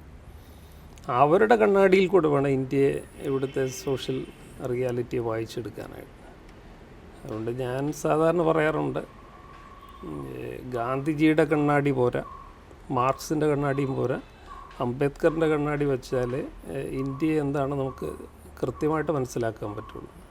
അതിൻ്റെ പിറകിൽ വേണം മാർക്സിൻ്റെയും ഗാന്ധിയുടെയൊക്കെ കണ്ണാടി വരാനായിട്ട്. ആദ്യത്തെ കണ്ണാടി അംബേദ്കറിൻ്റെ കണ്ണാടി തന്നെ ആയാലേ ഇന്ത്യയെ വായിച്ചെടുക്കാനായിട്ട് പറ്റുള്ളൂ. അതിൽ മാർക്സിസ്റ്റ് കമ്മ്യൂണിസ്റ്റ് പാർട്ടികൾ ഇന്നും പരാജയപ്പെട്ടിരിക്കുകയാണ്. ഇപ്പോൾ തന്നെ അടുത്ത കാലത്ത് ഞാൻ ഇന്നലെ എന്നെ ഒരു പരിപാടിക്ക് വിളിച്ച DYFIയുടെ അവരിപ്പോൾ ഗാന്ധിജിയാണ്. ഒരു കാലത്ത് ഗാന്ധിജിയെ തള്ളിപ്പറഞ്ഞവരാണ്, പക്ഷേ ഇപ്പോൾ ഗാന്ധിജിയെ മുന്നോട്ട് കൊണ്ടുവരുന്നുണ്ട്. ഒരു നല്ലൊരു മാറ്റമാണ്. ഗാന്ധിജിയെ തള്ളിപ്പറയേണ്ട കാര്യമൊന്നുമില്ല. ഗാന്ധിജിയിൽ നല്ല വശങ്ങളുണ്ട്, ചീത്ത വശങ്ങളുമുണ്ട്. അത് നല്ല വശങ്ങൾ ആഘോഷിക്കേണ്ടതാണ്. പ്രത്യേകിച്ച് ഫാഷിസം ശക്തമാകുന്ന ഒരു കാലത്ത് അത് ആവശ്യവുമാണ്. പക്ഷേ കമ്മ്യൂണിസ്റ്റ് പാർട്ടിയോ SFIയോ DYFIയോ ഒന്നും അംബേദ്കറിനെ ഇതുവരെ പരിചയപ്പെട്ടിട്ടുമില്ല. അങ്ങനെ ഒരാളിവിടെ ജീവിച്ചിരിപ്പുണ്ടെന്ന് പോലും അവർ ചിന്തിക്കുന്നില്ല. അവിടെയാണ് അവർ ഇന്ത്യയിലാണോ ഇപ്പോഴും ജീവിക്കുന്നത് എന്നൊരു സംശയം ബാക്കി വരുന്നു. ഒരുപക്ഷെ അംബേദ്കറിനെ ഗൗരവമായിട്ടെടുത്തെങ്കിൽ മാത്രമേ ഇന്ത്യയിൽ ഇടതുപക്ഷത്തിന് യഥാർത്ഥ ഇടതുപക്ഷമായിട്ട് തുടരാനും വളരാനും സാധിക്കുകയുള്ളൂ. അല്ലെങ്കിൽ ഈ പറഞ്ഞ പോലെ കേരളത്തിലൊക്കെ ആയിട്ട് ഇതങ്ങ് ഒതുക്കപ്പെടും. കേരളത്തിൽ ബേസിക്കലി ഒരു മിഡിൽ ക്ലാസ്, അപ്പർ മിഡിൽ ക്ലാസിൻ്റെ ഒരു ലെവൽ വരെയുള്ളൊരു ആളുകളുടെ പ്രസ്ഥാനമായിട്ട് CPM CPI ഒക്കെ മാറിക്കഴിഞ്ഞു. അതങ്ങനെ പോകാനാണ് സാധ്യത. വടക്കേ ഇന്ത്യയിലൊക്കെ നമുക്കറിയാം, ഏറ്റവും തമിഴ്നാട്ടിൽ പോലും ഈ ദ്രാവിഡ പൊളിറ്റിക്സൊക്കെ കാസ്റ്റുമായിട്ട് ബന്ധപ്പെട്ടാണ്.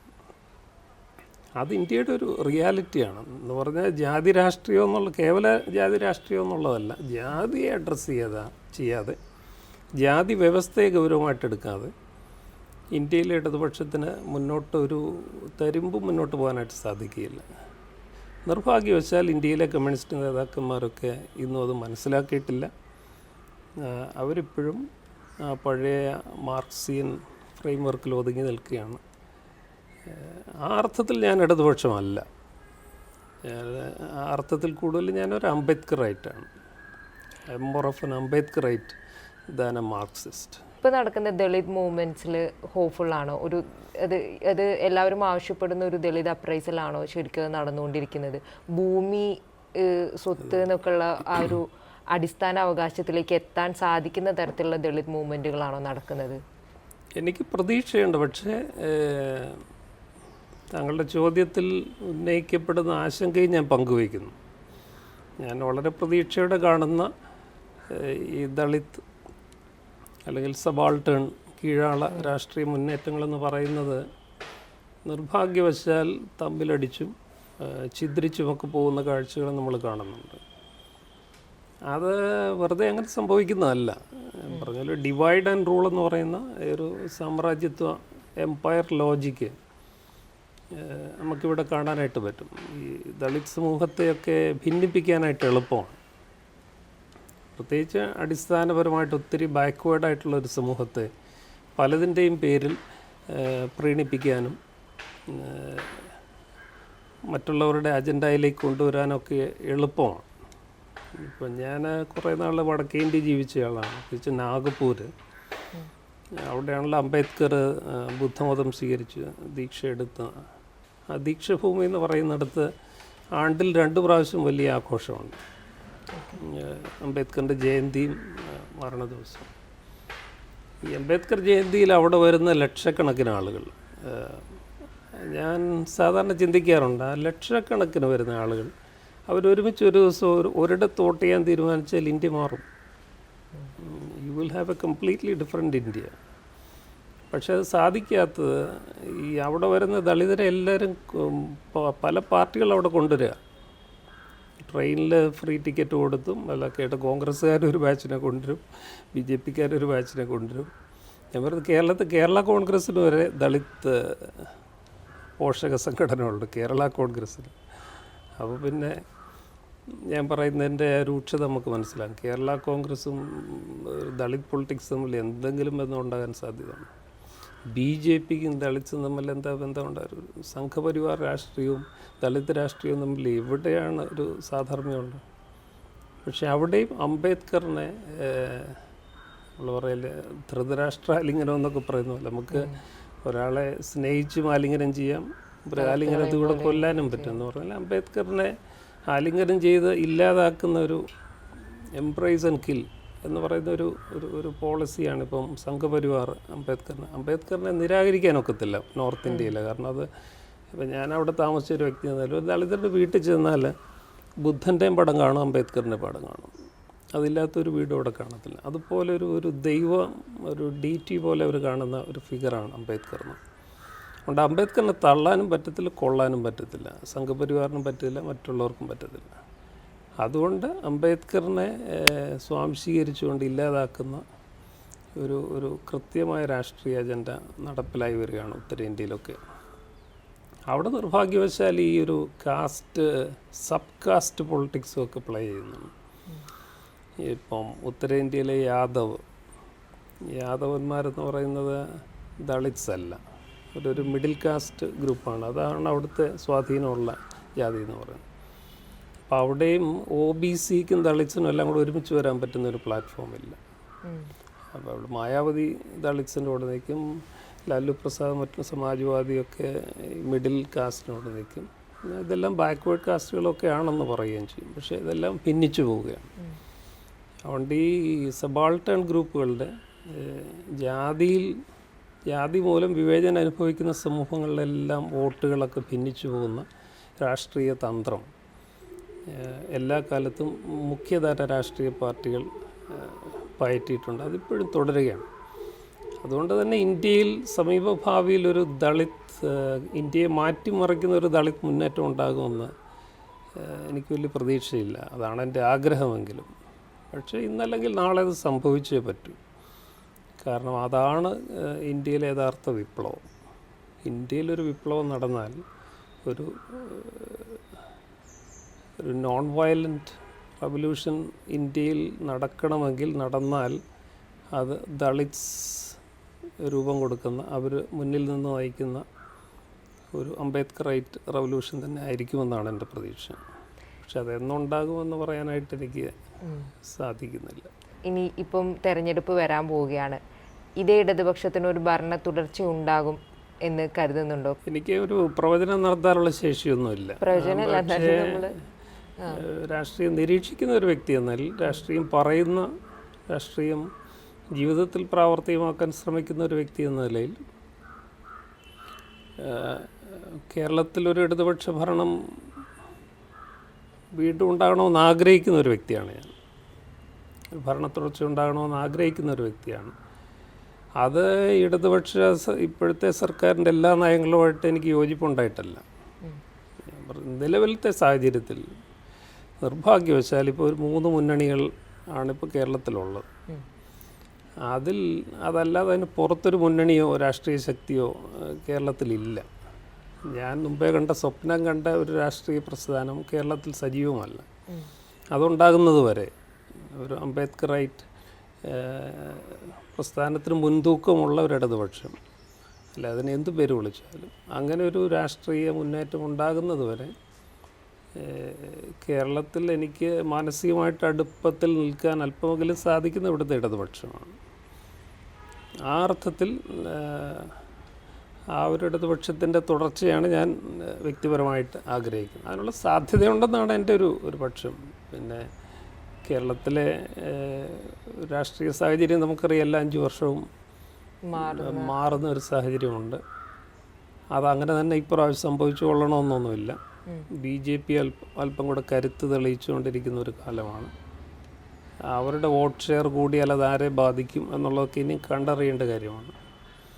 ഒത്തിരി സാഹചര്യങ്ങളുണ്ട്. അഴിമതിയുടെ കഥകൾ രണ്ട് പക്ഷത്തുമൊക്കെ കഥകളായിട്ടും അല്ലാതെയൊക്കെ പ്രചരിപ്പിക്കുന്നുണ്ട്. ഇതൊക്കെ എങ്ങനെ വിശ്വാസികളെയും സാധാരണക്കാരായ വോട്ടർമാരെയൊക്കെ സ്വാധീനിക്കുമെന്നൊക്കെയുള്ളത് കണ്ടറിയണം. പക്ഷെ നിലവിലത്തെ സാഹചര്യത്തിൽ എൻ്റെ ആഗ്രഹവും എൻ്റെ പ്രതീക്ഷയും ഒരു ഭരണത്തുടർച്ച ഉണ്ടാകും എന്ന് തന്നെയാണ്. ഞാൻ കേരളത്തിൽ കാണുന്ന ഒരു പ്രത്യേകത, പ്രത്യേകിച്ച് ഇപ്പോൾ BJPയും കൂടെ ഒരു they have become a force to reckon with. പഴയ ഒരു രീതിയിൽ അവരൊരു ശക്തി തെളിയിച്ചു വരുന്ന ഒരു കാലത്ത് ഈ അംബേദ്കറൈറ്റ് റവല്യൂഷൻ സ്വപ്നം കാണുന്ന പോലെ കേരളത്തിൽ ഞാൻ കാണുന്ന മറ്റൊരു സ്വപ്നം, കേരളത്തിൽ മാത്രമല്ല ദേശീയ തലത്തിലും എനിക്ക് തോന്നുന്നില്ല ഇനി ഒരു ലെഫ്റ്റും കോൺഗ്രസും തമ്മിലൊരു വലിയ വ്യത്യാസം കണ്ട് ഇതിനെ രണ്ടിനെയും പോളറൈസ് ചെയ്യേണ്ട ഒരു കാര്യം രാഷ്ട്രീയപരമായിട്ട് ഇനിയും ഉണ്ടോ എന്ന് ഞാൻ ചിന്തിക്കുകയാണ്. പക്ഷേ അവർ ഒരുമിച്ച് നിൽക്കേണ്ട ഒരു സാഹചര്യമാണ്. ഇപ്പോൾ ബംഗാളിൽ അതിനുള്ള സാഹചര്യം ഉണ്ടായി. ഈ ബംഗാളിൽ പറയുന്ന രാഷ്ട്രീയമല്ല കേരളത്തിൽ കമ്മ്യൂണിസ്റ്റുകാരും കോൺഗ്രസ്സുകാരും പറഞ്ഞുകൊണ്ടിരിക്കും. എനിക്ക് തോന്നുന്നു ഇന്നല്ലെങ്കിൽ നാളെ കേരളത്തിലും ബംഗാളിലെ പോലെ കോൺഗ്രസും ഇടതുപക്ഷ പാർട്ടികളും ഒരുമിച്ച് നിൽക്കേണ്ട ഒരു സമയം വരണം. അങ്ങനെ ഒരു സാധ്യത മുന്നിൽ. ഞാനൊരു ഇടതുപക്ഷ സഹയാത്രികനായിരിക്കുമ്പോൾ തന്നെ കോൺഗ്രസിനെ ഞാൻ ഒരിക്കലും കുറച്ച് കാണുന്നില്ല. നമ്മളെ ഇഷ്ടപ്പെട്ടാലും ഇഷ്ടപ്പെട്ടില്ലെങ്കിൽ കോൺഗ്രസ് ഇന്ത്യയിലെ ഏറ്റവും വലിയ മതേതര പ്രസ്ഥാനം തന്നെയാണ്. Congress is the largest secular political force in India even today. അത് നമുക്ക് കുറച്ച് കാണാനൊക്കത്തില്ല. അത് ലെഫ്റ്റിനേക്കാളും വലിയ ഒരു മതേതര പ്രസ്ഥാനം ഇന്ത്യ ഒന്നാകെ എടുക്കുമ്പോൾ കോൺഗ്രസ് തന്നെയാണ്. ആ ഒരു ക്രെഡൻഷ്യൽ ഇപ്പോഴും ഒരർത്ഥത്തിൽ കോൺഗ്രസ് വിട്ടുകളഞ്ഞിട്ടില്ല. മറ്റു പലതിലുമൊക്കെ പൊളിഞ്ഞു പോയെങ്കിലും മതേതരത്വം അവർ വിട്ടുവീഴ്ച ചെയ്യാതെ കുറേയൊക്കെ സൂക്ഷിക്കുന്നുണ്ട്. ആ അർത്ഥത്തിൽ കോൺഗ്രസ് ഇന്ത്യയിൽ ശിഥിലമാകരുതെന്ന് ആഗ്രഹിക്കുന്ന ഒരു വ്യക്തിയാണ് ഞാൻ. കാരണം അതുപോലെ ശക്തമാണ് ഫാഷിസം. അത് തീവ്രവാദവും ഫാഷിസവും മേൽജാതിവാദവും ഒക്കെ ശക്തമാകുന്ന ഒരു കാലത്ത് ഇന്ത്യയിൽ ഭരണഘടനയും അംബേദ്കറും മുന്നോട്ട് വെച്ച മൂല്യങ്ങളൊക്കെ ഇവിടെ നിലനിൽക്കണമെങ്കിൽ കോൺഗ്രസ് ഇവിടെ ഉണ്ടായേ പറ്റൂ. ശക്തമായിട്ടുള്ള പ്രതിപക്ഷമായി നിൽക്കേണ്ട ഒരു സമയത്ത് അത്തരത്തിലൊരു ഇടപെടൽ കോൺഗ്രസിൻ്റെ ഭാഗത്തു നിന്ന് ഉണ്ടാവുന്നുണ്ട് എന്ന് തോന്നിയിട്ടുണ്ടോ? അതായത് ജനങ്ങളൊരു വലിയ അല്ലെങ്കിൽ ജനങ്ങളുടെ ഒരു വിഭാഗം ഒരു വലിയ പ്രതീക്ഷ കൊടുക്കുന്നു, ഇപ്പോഴും പ്രതീക്ഷയോടെ കാണുന്നു, അപ്പം അച്ഛനൊക്കെ പറഞ്ഞതുപോലെ. അപ്പോൾ അതിനോടൊരു റെസിപ്രോക്കേറ്റ് ചെയ്യുന്ന നിലയിലാണ് കോൺഗ്രസ് പ്രവർത്തിക്കുന്നതെന്ന് തോന്നിയിട്ടുണ്ടോ? ഇല്ല, തോന്നിയിട്ടില്ല. അവിടെ കോൺഗ്രസ് ഒരു വലിയ പരാജയമായിട്ടാണ് എനിക്ക് തോന്നിയിട്ടുള്ളത്. കാരണം ഒന്നത് രാഷ്ട്രീയപരമായിട്ടത് ക്ഷയിച്ചു പോയി. BJP എന്ന ഒരു വലിയ ശക്തിയോട് ഏറ്റുമുട്ടാനായിട്ടുള്ളൊരു ആർജവമില്ലാത്തൊരു പാർട്ടിയായിട്ട് അത് മാറിക്കഴിഞ്ഞു. കാരണം BJP മുന്നോട്ട് നയിക്കുന്ന വലിയൊരു കോർപ്പറേറ്റ് വേൾഡാണ്. അപ്പോൾ അതിനോട് മുട്ടി നിൽക്കാൻ സാമ്പത്തികമായിട്ട് ബലം വേണം, ധാർമ്മികമായിട്ട് ബലം വേണം. ഇത് രണ്ടും നഷ്ടപ്പെട്ട ഒരവസ്ഥയിലാണ് ഇന്ന് കോൺഗ്രസ്, നിർഭാഗ്യവശാൽ. അതിൻ്റെ ഒരു നേതൃത്വമില്ല. ഇതിനകത്ത് ഇപ്പോൾ എന്തൊക്കെ പറഞ്ഞാലും BJP മോഡിയോ അമിത്ഷായോ പറയുന്നതിനപ്പുറത്തേക്ക് അവർക്കൊരു വോയിസ് ഇല്ല. CPM പിണറായി വിജയൻ പറയുന്നതിനപ്പുറത്തേക്ക് വേറൊന്നും നടക്കത്തില്ല. അത് ഏകാധിപത്യമാണോ, അത് നല്ലതാണോ എന്ന് ചോദിച്ചാൽ അതിന് ചീത്തവശങ്ങളൊക്കെ ഉണ്ട്. പക്ഷേ അതിൻ്റെ ജസ്റ്റ് ഓപ്പോസിറ്റാണ് കോൺഗ്രസ്സിൽ. ഇവിടെ ഒരു വൺ മാൻ ഷോ എന്ന് പറയുന്ന രീതിയിൽ അതിനെ കാണാമെങ്കിൽ ഇവിടെ ബഹുസ്വരതയൊന്നുമല്ലത്. ബഹുസ്വരത നല്ലതാണ്, പക്ഷേ അതൊരു ആൾബഹളവും എല്ലാവരും നേതാക്കന്മാരും വാളെടുത്തുമെല്ലാം വെളിച്ചപ്പാടും ആക്കുക. രണ്ടാമത് കോൺഗ്രസിൻ്റെ ഒരു ക്രെഡൻഷ്യൽസ്, അതിൻ്റെ ക്രെഡിബിലിറ്റി ചോദ്യം ചെയ്യപ്പെടുന്ന ഒരു കാലത്താണ്. കോൺഗ്രസ്സിൽ ഒരാളെ ജയിപ്പിച്ചാൽ നാളെ കോൺഗ്രസ് നിൽക്കുമെന്ന് ഉറപ്പില്ല എന്നൊരു ചിന്ത പ്രബലപ്പെട്ടു വരികയാണ്. അത് എല്ലാ സംസ്ഥാനങ്ങളിലും നമ്മൾ കാണാം. അവരെ വിലക്കെടുക്കാൻ സാധിക്കുന്നു എന്നുള്ളത്. അത് CPM വളരെ ചുരുക്കമായിട്ടേ സാധിക്കുകയുള്ളൂ. പ്രത്യയശാസ്ത്രപരമായ ഒരു അടിത്തറ ആ കാര്യത്തിൽ ലെഫ്റ്റിന് കൂടുതൽ അവകാശപ്പെടാനായിട്ട് സാധിക്കും. അതുകൊണ്ട് കോൺഗ്രസ്സിന് ഒരു ഉത്തരവാദപ്പെട്ട പ്രതിപക്ഷമായിട്ട് ഈ കാലത്ത് വർത്തിക്കാനായിട്ട് സാധിക്കുന്നില്ല എന്നുള്ളൊരു വലിയ ബലഹീനതയാണ്. അതിൽ നിന്നൊരു ഉയർത്തെഴുന്നേൽപ്പ് അവർക്ക് ഉണ്ടാകുമെന്ന് ഞാൻ ആഗ്രഹിക്കുകയാണ്. കേരളത്തിൽ അത് തന്നെയാണ് അവസ്ഥ. നിഷ്പക്ഷമായിട്ട് ചിന്തിച്ചാൽ വളരെ അനുകൂലമായ ഒരവസ്ഥയിൽ അവർ ദാരുണമായിട്ട് പരാജയപ്പെടുന്നതിൻ്റെ കാരണം വേറൊരിടത്ത് അന്വേഷിക്കേണ്ട, അവരുടെ പാർട്ടിയിൽ തന്നെ അന്വേഷിച്ചാൽ മതി. അത്ര ശിഥിലമായ നേതൃത്വമില്ലാത്ത ഒരു ഡിസിൻറ്റഗ്രേറ്റഡ് ആയിട്ടുള്ളൊരു പൊളിറ്റിക്കൽ സിസ്റ്റമായിട്ട് കോൺഗ്രസ് മാറി. പക്ഷെ അത് മാറിയിട്ട് അതിനൊരു ഉയർത്തെഴുന്നേൽപ്പുണ്ടായി. ഈ ലെഫ്റ്റും കോൺഗ്രസും ഒക്കെ പ്രത്യയശാസ്ത്രപരമായിട്ട് ചിന്തിച്ചാൽ പോലും ഈ കാലത്ത് കോൺഗ്രസും കേരളത്തിലെയോ ബംഗാളിലെയോ ഇടതുപക്ഷവും തമ്മിൽ വലിയ വ്യത്യാസമുണ്ടെന്ന് ഞാൻ വിശ്വസിക്കുന്നില്ല. ഒരുപക്ഷെ കോൺഗ്രസ് അജണ്ട ഇച്ചിലൂടെ സ്പീഡിലും ഇഫക്റ്റീവായിട്ടും എക്സിക്യൂട്ട് ചെയ്യാൻ കഴിവുള്ളൊരു പ്രസ്ഥാനമായിട്ട് CPM വളർന്നിട്ടുണ്ട്. പ്രത്യേകിച്ച് പിണറായി വിജയൻ്റെ നേതൃത്വത്തിൽ കോൺഗ്രസ് മുന്നോട്ട് വെച്ച പദ്ധതികളുമൊക്കെ അവർക്ക് നടപ്പിലാക്കാൻ കഴിയാത്തത് ഇവരുടെ കാലത്ത് ഇച്ചിരിയുടെ വേഗത്തിലും ഇഫക്റ്റീവായിട്ടും അഴിമതി കുറച്ചും ഒക്കെ ചെയ്യാൻ സാധിച്ചു എന്നുള്ളതാണ് CPMൻ്റെ ഒരു ബലമായിട്ട് കാണേണ്ടത്. അതുകൊണ്ട് പക്ഷേ ഒരു ലെഫ്റ്റും റൈറ്റും തമ്മിലുള്ള ഒരു വ്യത്യാസമായിട്ടല്ല ഞാനതിനെ കാണുന്നത്. എഫിഷ്യൻസിയും ഒരു ലീഡർഷിപ്പിൻ്റെയും കാര്യത്തിലൊരു എഡ്ജ് ലെഫ്റ്റിനുണ്ടായി എന്നുള്ളതാണ്. ഒരുപക്ഷെ പിന്നെ ഈ പറഞ്ഞ പോലെ ചില ശാപങ്ങൾ അനുഗ്രഹമാകുമെന്ന് പറയുന്ന പോലെ, ബ്ലെസ്സിങ് ഇൻ ഡിസ്ഗൈസ് എന്നൊക്കെ പറയുന്ന പോലെ, കോവിഡും പ്രളയവും ഒക്കെ ഈ കാലത്തുണ്ടായത് നമ്മളങ്ങനെ പറയുന്നത് ശരിയല്ലെങ്കിലും ഇടതുപക്ഷത്തിന് അതൊരു മേൽക്കൈ നേടാനായിട്ട് സാഹചര്യമൊരുക്കി. ആ പ്രതിസന്ധിയുടെ ഘട്ടത്തിലൊക്കെ ഒരു മുന്നിൽ നിന്ന് നയിച്ചു എന്നൊരു ഫീലിംഗ് പിണറായി വിജയനും ആരോഗ്യമന്ത്രിക്കും ഒക്കെ ഉണ്ടാക്കാനായിട്ട് സാധിച്ചിട്ടുണ്ട്. അത് വോട്ടർമാരെയൊക്കെ സ്വാധീനിക്കണം. കാരണം അവർ നന്നായിട്ട് ആ കാര്യങ്ങൾ ചെയ്തു എന്ന് വിശ്വസിക്കുന്ന ഒരാൾ തന്നെയാണ് ഞാൻ. ആ അർത്ഥത്തിൽ എനിക്ക് തോന്നുന്നൊരു തുടർഭരണ സാധ്യത ഞാൻ കാണുന്നുണ്ട്. പക്ഷേ കേരളത്തിലായതുകൊണ്ടൊന്നും പറയാനൊക്കത്തില്ല. ഈ സാമുദായിക ചേരിതിരിവുകളും ഒക്കെ അവസാന നിമിഷത്തിൽ എങ്ങനെ വർക്കൗട്ട് ചെയ്യും എന്നുള്ളതൊക്കെ ഉമ്മൻചാണ്ടി വളരെ നല്ല തന്ത്രങ്ങൾ അറിയാവുന്നൊരു ഒരു നേതാവാണ്. അദ്ദേഹം കളത്തിൽ ഇറങ്ങിയിട്ടുണ്ട്. അതുകൊണ്ട് അദ്ദേഹം ഏത് രീതിയിൽ ഇതിനെ പ്രതിരോധിക്കുമെന്നുള്ളത് കണ്ടറിയേണ്ട കാര്യമാണ്. അതുകൊണ്ട് എനിക്ക് തോന്നുന്നു ആര് ജയിച്ചാലും ഒരു 5-6 സീറ്റിൻ്റെ വ്യത്യാസത്തിൽ കൂടുതലുണ്ടാവും. ഒരു ലാൻഡ് സ്ലൈഡ് ആർക്കും ഉണ്ടാവുമെന്ന് എനിക്ക് തോന്നുന്നില്ല. എങ്ങനെയാണ് ഈ ഒരു ഇടതുപക്ഷത്തിനോടുള്ള ഒരു അച്ഛൻ എങ്ങനെയാണ് ഇടതുപക്ഷത്തിലേക്ക് എത്തുന്നത്? ചെറുപ്പം തൊട്ട് തന്നെയുള്ള അച്ഛൻ ഇടതുപക്ഷത്തിനോട് അനുഭവിയാണെന്നൊക്കെ അറിയെങ്കിലും എങ്ങനെയാണ് ആ ഒരു റൂട്ടിലേക്ക് എത്തിയതെന്ന് അധികം കാര്യമായിട്ട് അറിയില്ലെന്ന് തോന്നുന്നു.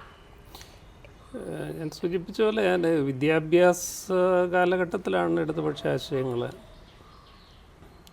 ഞാനൊരു പരമ്പരാഗത വിശ്വാസമുള്ളൊരു കുടുംബത്തിൽ ജനിച്ച ഒരാളാണ്.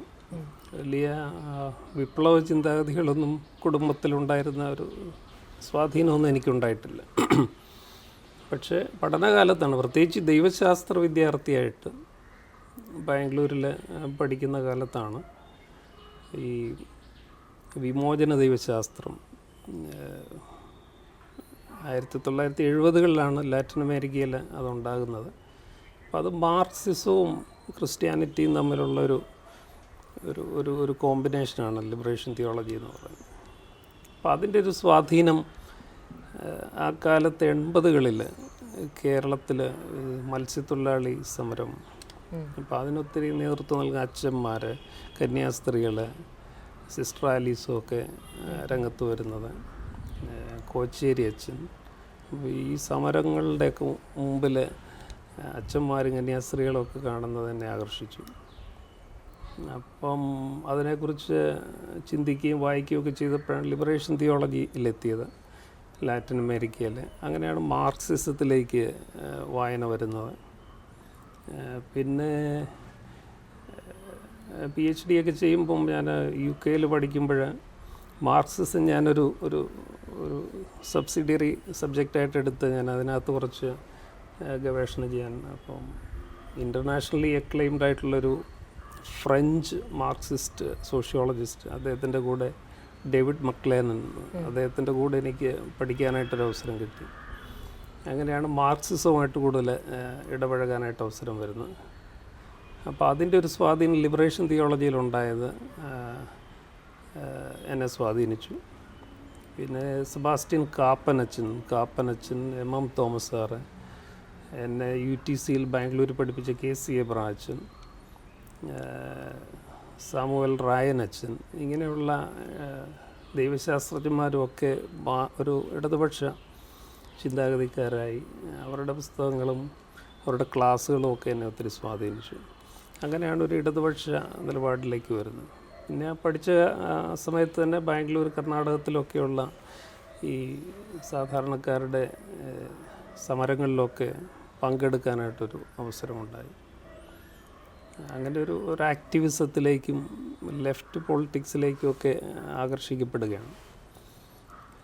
ആദ്യകാലത്ത് ഒരു പ്യുവർ മാർക്സിസ്റ്റ് ചിന്താഗതി, പ്യുവറല്ല, ഒരു മാർക്സിസ്റ്റ് ഓറിയൻറ്റഡ് തിയോളജിക്കൽ തിങ്കിങ് ആയിരുന്നെങ്കിൽ കാലാകാലങ്ങളിൽ അതിന് വികാസമുണ്ടായി.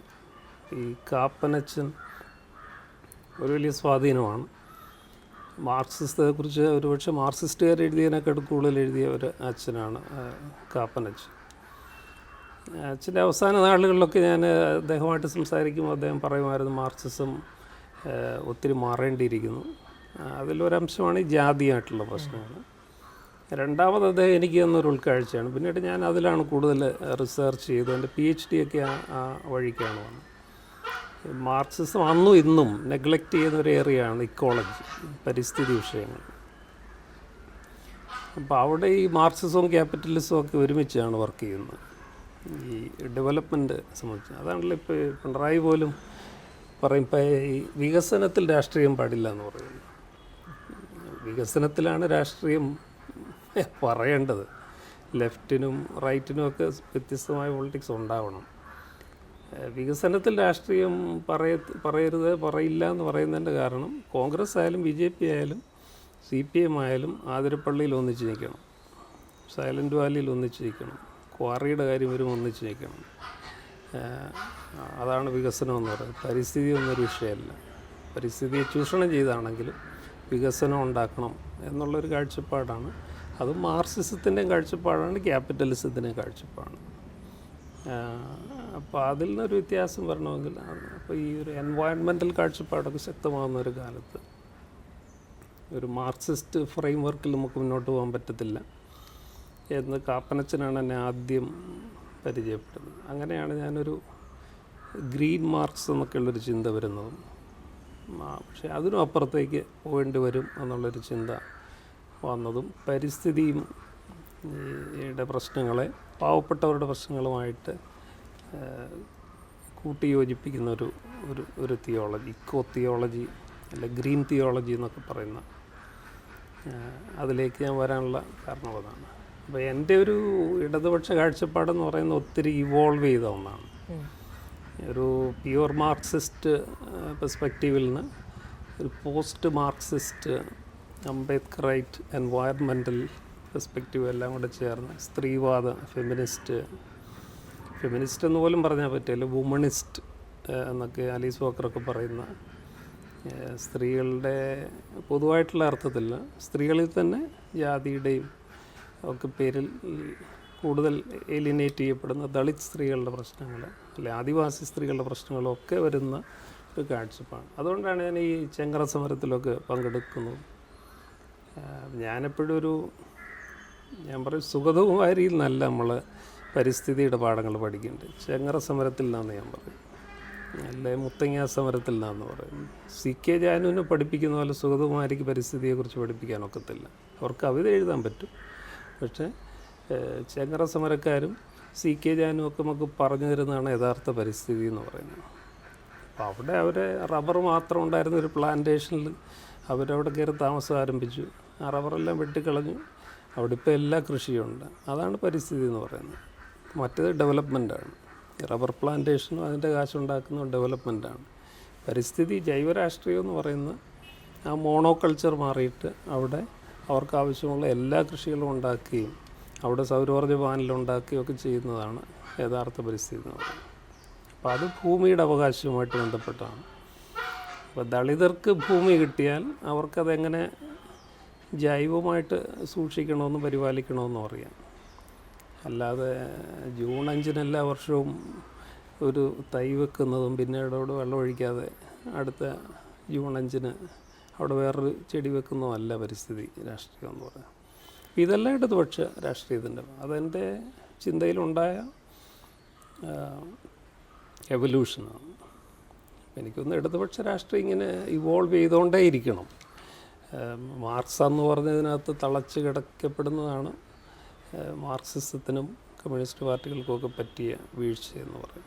കേരളത്തിലും കേന്ദ്രത്തിലും ഒക്കെ നടക്കുന്ന പല പല വിഷയങ്ങളിൽ കൃത്യമായിട്ടുള്ള നിലപാടുകൾ പറയുന്നു, വളരെ സീരിയസ് ആയിട്ടുള്ള പല ഡിസ്കഷനും നടത്തുന്നു. അതേ സമയത്ത് തന്നെ അച്ഛൻ ഒരുപോലെ തന്നെ സിനിമയെക്കുറിച്ചിട്ടും ഒരു മമ്മൂട്ടി ഫാനാണെന്നും ഇപ്പം ഓസ്ട്രേലിയയിൽ നടന്ന ഇന്ത്യ വളരെ വലിയ വിജയം നേടിയ ടെസ്റ്റിനെ പറ്റിയിട്ടൊക്കെയും ടെസ്റ്റ് ക്രിക്കറ്റിൻ്റെ ഇതിനെ പറ്റിയൊക്കെ അച്ഛൻ അങ്ങനെ എഴുതിയിടുന്നുണ്ട്. സോ ഈ ഒരു മേഖലകൾ കൂടി വളരെ വളരെ ഇൻട്രസ്റ്റിംഗ് ആയിട്ടുള്ള രീതിയിൽ പ്രസൻറ്റ് ചെയ്ത് കൊണ്ടുവരുന്ന ഒരു വ്യക്തി കൂടിയാണ്. അപ്പോൾ ഈ സിനിമ, സ്പോർട്സ് അങ്ങനെയുള്ള ഒരു സംഭവങ്ങളോടൊക്കെ ഉള്ളൊരു സ്വാധീനം എങ്ങനെയാണ്? ലോക സിനിമകൾ അല്ലെങ്കിൽ മലയാള സിനിമകൾ അതിനോടൊക്കെയുള്ള ഒരു ഇഷ്ടം എങ്ങനെയൊക്കെയാണ് വരുന്നത്?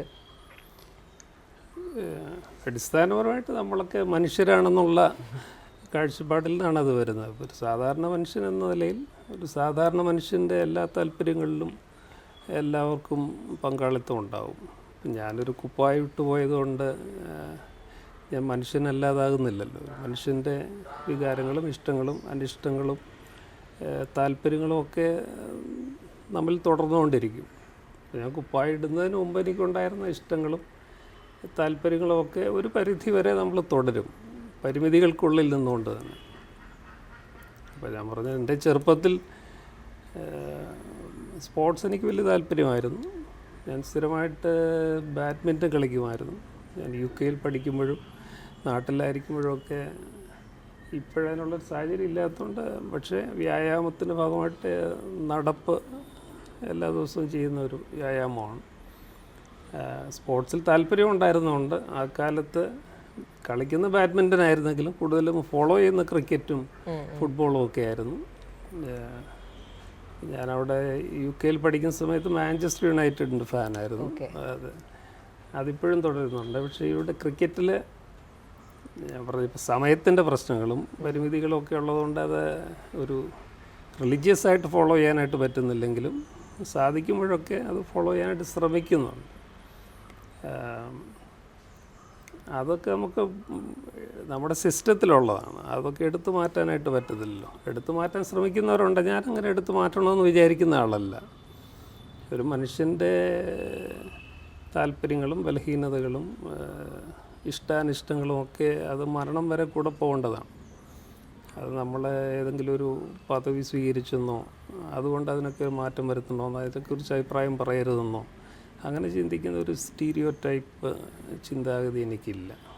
പക്ഷെ അങ്ങനെ നമ്മൾ തുറന്നു പറയുമ്പോൾ ഒരു പുരോഹിതൻ എങ്ങനെ ആയിരിക്കണമെന്നുള്ള ഒരു കാഴ്ചപ്പാട്, പരമ്പരാഗത കാഴ്ചപ്പാടുള്ളവർക്കത് ഇഷ്ടപ്പെടണമെന്നില്ല. അവർ അങ്ങനെ ഒത്തിരി വിമർശിക്കുന്ന ആൾക്കാരുണ്ട്. ഒരു പുരോഹിതൻ ഇങ്ങനെ പറയാമോ,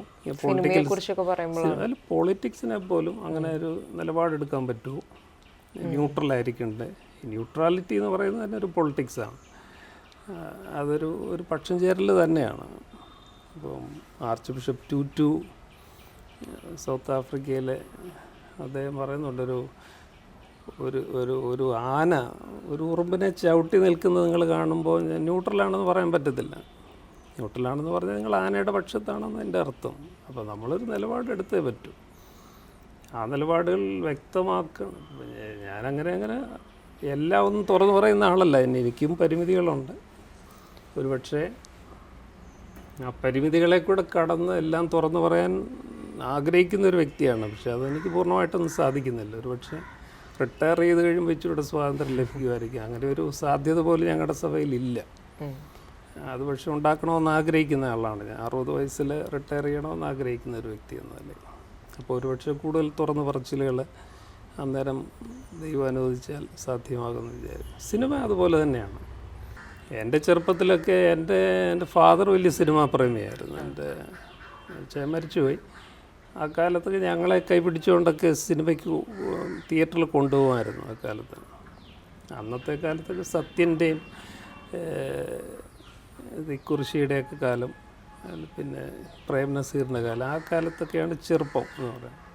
ആ ഒരു വലിയ സ്വാധീനം സിനിമയെക്കുറിച്ചുള്ള കിടപ്പുണ്ട്. പിന്നെ ഇച്ചിയുടെ ഗൗരവമായിട്ട് മുതിർന്നപ്പോഴും ആ താല്പര്യം മുന്നോട്ട് കൊണ്ടുവന്നു. അവിടെയാണ് നമ്മളും ഒരു മനുഷ്യരെന്ന നിലയിൽ നമുക്കും സിനിമയോടും സിനിമാ താരങ്ങളോടും ഒക്കെയുള്ള അടുപ്പവും താല്പര്യക്കുറവും ഒക്കെ നമ്മളും പങ്കുവയ്ക്കുന്നു എന്നല്ലാതെ ഒരു പുരോഹിതൻ അത് പറയുന്നു എന്നുള്ളത് ഒരു പ്രത്യേകതയാണെന്ന് ചിന്തിക്കേണ്ട കാര്യമൊന്നുമില്ല. കാരണം എല്ലാവർക്കും ഇഷ്ടാനിഷ്ടാനങ്ങളുണ്ട്, അത് എനിക്കുമുണ്ട്, അത് ഞാൻ പ്രകടിപ്പിക്കുന്നു എന്ന് മാത്രമേ ഉള്ളൂ. മമ്മൂട്ടി ഫാനാണെന്ന് അല്ലെങ്കിൽ മമ്മൂട്ടീനെ ഭയങ്കര ഇഷ്ടമാണെന്ന് തുറന്നു പറഞ്ഞിട്ടുള്ള ഒരാളാണ്.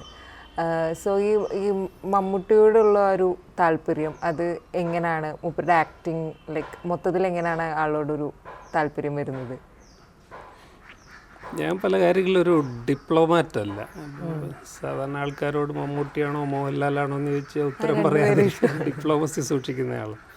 അങ്ങനെ സൂക്ഷിക്കേണ്ട ബാധ്യത എനിക്കില്ലാത്ത ഒരാൾ ആയതുകൊണ്ട് ഞാൻ എൻ്റെ ഇഷ്ടങ്ങളും അനിഷ്ടങ്ങളും ഒക്കെ തുറന്നു പറയുന്ന ഒരാളാണ്. ഈ മമ്മൂട്ടിയോടുള്ള ഒരു സിനിമാ നടൻ എന്ന നിലയിലുള്ള എൻ്റെ താല്പര്യം ആരാധനയൊന്നുമല്ല. അദ്ദേഹത്തെ ഞാൻ ഇഷ്ടപ്പെടുന്നത്, ഞാൻ എൻ്റെ കോളേജ് ലൈഫ് കാലത്ത് മമ്മൂട്ടി, മോഹൻലാൽ, ശങ്കർ, ജയൻ ഇവരുടെയൊക്കെ ഒരു കാലഘട്ടമായിരുന്നു. ആ ഒരു ജനറേഷനായിരുന്നു. അവരുടെ സിനിമകളൊക്കെയാണ് കൂടുതൽ കാണുന്നത്. അപ്പോൾ ഇവരുടെ സിനിമകളെയൊക്കെ കമ്പയർ ചെയ്യുമ്പോൾ അതൊക്കെ മമ്മൂട്ടിയെ കൂടുതൽ എനിക്ക് താല്പര്യം വന്നു. അദ്ദേഹത്തിൻ്റെ ആക്ടിങ് രീതി. ഇപ്പോഴീ മേഖലയിൽ എപ്പോഴും ഒരു ചർച്ച വരുന്നത് മെത്തേഡ് ആക്ടിങ്ങും നാച്ചുറൽ ആക്ടർ. മോഹൻലാൽ ഒരു നാച്ചുറൽ ആക്ടറാണെന്നുള്ളത് അത് ഞാൻ സമ്മതിക്കുന്നു. അദ്ദേഹമായിട്ട് ഒരു സാധാരണക്കാരന് പെട്ടെന്ന് ഐഡൻറ്റിഫൈ ചെയ്യാൻ പറ്റും, ജീവിത മുഹൂർത്തങ്ങളും ഒക്കെ ആയിട്ട്. പക്ഷേ ഒരു നടൻ എന്ന നിലയിൽ ഞാൻ നടനത്തെ കാണുന്നത് ഒരു ആർട്ടായിട്ടാണ്. ആ ആർട്ടിനെ സയൻറ്റിഫിക്കായിട്ട്, സൊഫിസ്റ്റിക്കേറ്റഡായിട്ട്, ഗൗരവമായിട്ടെടുത്ത് അതിൻ്റെ സാധ്യതകളൊക്കെ അന്വേഷിക്കുകയും അത് പ്രതിഫലിപ്പിക്കുകയും ചെയ്യുന്ന ഒരു പ്രതിഭ എന്ന നിലയിലാണ് മമ്മൂട്ടിയെ ഞാൻ കൂടുതൽ ഇഷ്ടപ്പെടുന്നത്. അത് സ്റ്റൈലൈസ്ഡ് ആക്ടിങ് എന്നോ മെത്തേഡ് ആക്ടിങ് എന്നോ എന്ത് പറഞ്ഞാലും, നിങ്ങൾ തന്നെ സൂചിപ്പിച്ച പോലെ ഡിനീറോയുടെയൊക്കെ ആ ഒരു സ്കൂൾ ഓഫ് ആക്ടിങ് ആണെന്ന് തോന്നുന്നു അദ്ദേഹത്തിനും പ്രിയം. ഇപ്പം നാടകത്തെ കൂടുതൽ ഇഷ്ടപ്പെടുന്ന ഒരു വ്യക്തി എന്ന നിലയിൽ നാടകത്തിൽ അഭിനയമാണ്, അവിടെ ബിഹേവ് ചെയ്യല്ല. അപ്പം നാടകമാണ് അഭിനയത്തിൻ്റെ പാഠശാലയെന്നാണ് ഞാൻ വിശ്വസിക്കുന്നത്. അവിടുന്ന് നമുക്ക് മുന്നോട്ട് സിനിമയിലേക്ക് വരാൻ പറ്റുള്ളൂ. അപ്പോൾ ആ അഭിനയ സാധ്യത കൂടുതൽ മമ്മൂട്ടിക്ക് ഉള്ളതെന്ന് എനിക്ക് തോന്നുന്നു. അപ്പോൾ ഈ ഫ്ലെക്സിബിലിറ്റി എന്നൊക്കെ നമ്മൾ പറയുന്നത് എന്താണെന്നുള്ളൊരു ചോദ്യമാണ്. ഇപ്പോൾ മമ്മൂട്ടിക്ക് ഡാൻസ് പറ്റില്ലെന്നോ പാട്ട് പറ്റില്ലെന്നോ, അത് യേശുദാസിന് വിട് പാട്ട്. ഡാൻസ് എന്ന് പറയുന്നത് ഡാൻസ് കളിക്കാൻ വേറെ ആൾക്കാരുണ്ടല്ലോ, അവർ കളിക്കട്ടെ. ആക്ടിങ് എന്ന് പറയുന്നത് ആക്ടിങ്ങാണ്. സിനിമയിലെ ആക്ടിങ് അതിൻ്റെ കൂടെ പാട്ട് പാടാൻ, നൃത്തം ചെയ്യാൻ കഴിവുണ്ടെങ്കിൽ അഡീഷണൽ ബോണസ് എന്ന് വിചാരിച്ചാൽ മതി.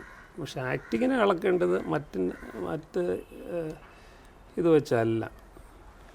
അതുകൊണ്ട് എൻ്റെ ഒരു തിങ്കിങ്ങിൽ ആക്ടിങ് കൂടുതൽ എനിക്കിഷ്ടപ്പെടുന്നത് മമ്മൂട്ടിയുടെ ശൈലിയാണ് എന്നുള്ളതാണ് മമ്മൂട്ടിയെ കൂടുതൽ പ്രിയങ്കരനാക്കാനായിട്ടുള്ള കാരണം. ഫ്ലെക്സിബിലിറ്റി എന്ന് പറയുമ്പോൾ ഇപ്പോൾ ഞാൻ പറഞ്ഞ പൊന്തം മാട, അല്ലെ സൂര്യമാനസത്തിലെ ക്യാരക്ടർ, വടക്കൻ വീരഗാഥയിലെ ക്യാരക്ടർ, വാത്സല്യത്തിലെ ക്യാരക്ടർ, അങ്ങനെയുള്ള അമരത്തിലെ ക്യാരക്ടർ, ഇങ്ങനെയുള്ള ക്യാരക്ടേഴ്സ് എല്ലാം, അല്ലെ അംബേദ്കർ, എനിക്ക് തോന്നുന്നില്ല മോഹൻലാലിനെ കൊണ്ട് അംബേദ്കർ ചെയ്യാൻ പറ്റുമെന്ന്. എനിക്ക് നല്ല വീരഗാഥയിലെ ചന്തു ആകാൻ അതുപോലെ പറ്റുമെന്ന് മോഹൻലാലിനെ കൊണ്ട് പറ്റുമെന്ന് എനിക്ക് തോന്നുന്നില്ല.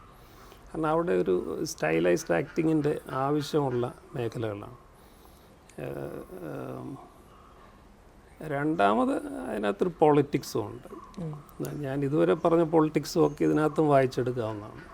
എൻ്റെ അടിസ്ഥാനപരമായ പൊളിറ്റിക്സ് ഇടതുപക്ഷത്തും സബാൾട്ടൺ കീഴാളപക്ഷത്തും ഒക്കെ നിൽക്കുന്ന അത്തരം ക്യാരക്ടേഴ്സിനെ ചെയ്യാനായിട്ട് മമ്മൂട്ടിക്കുള്ള കഴിവ് മോഹൻലാലിന് കണ്ടിട്ടില്ല.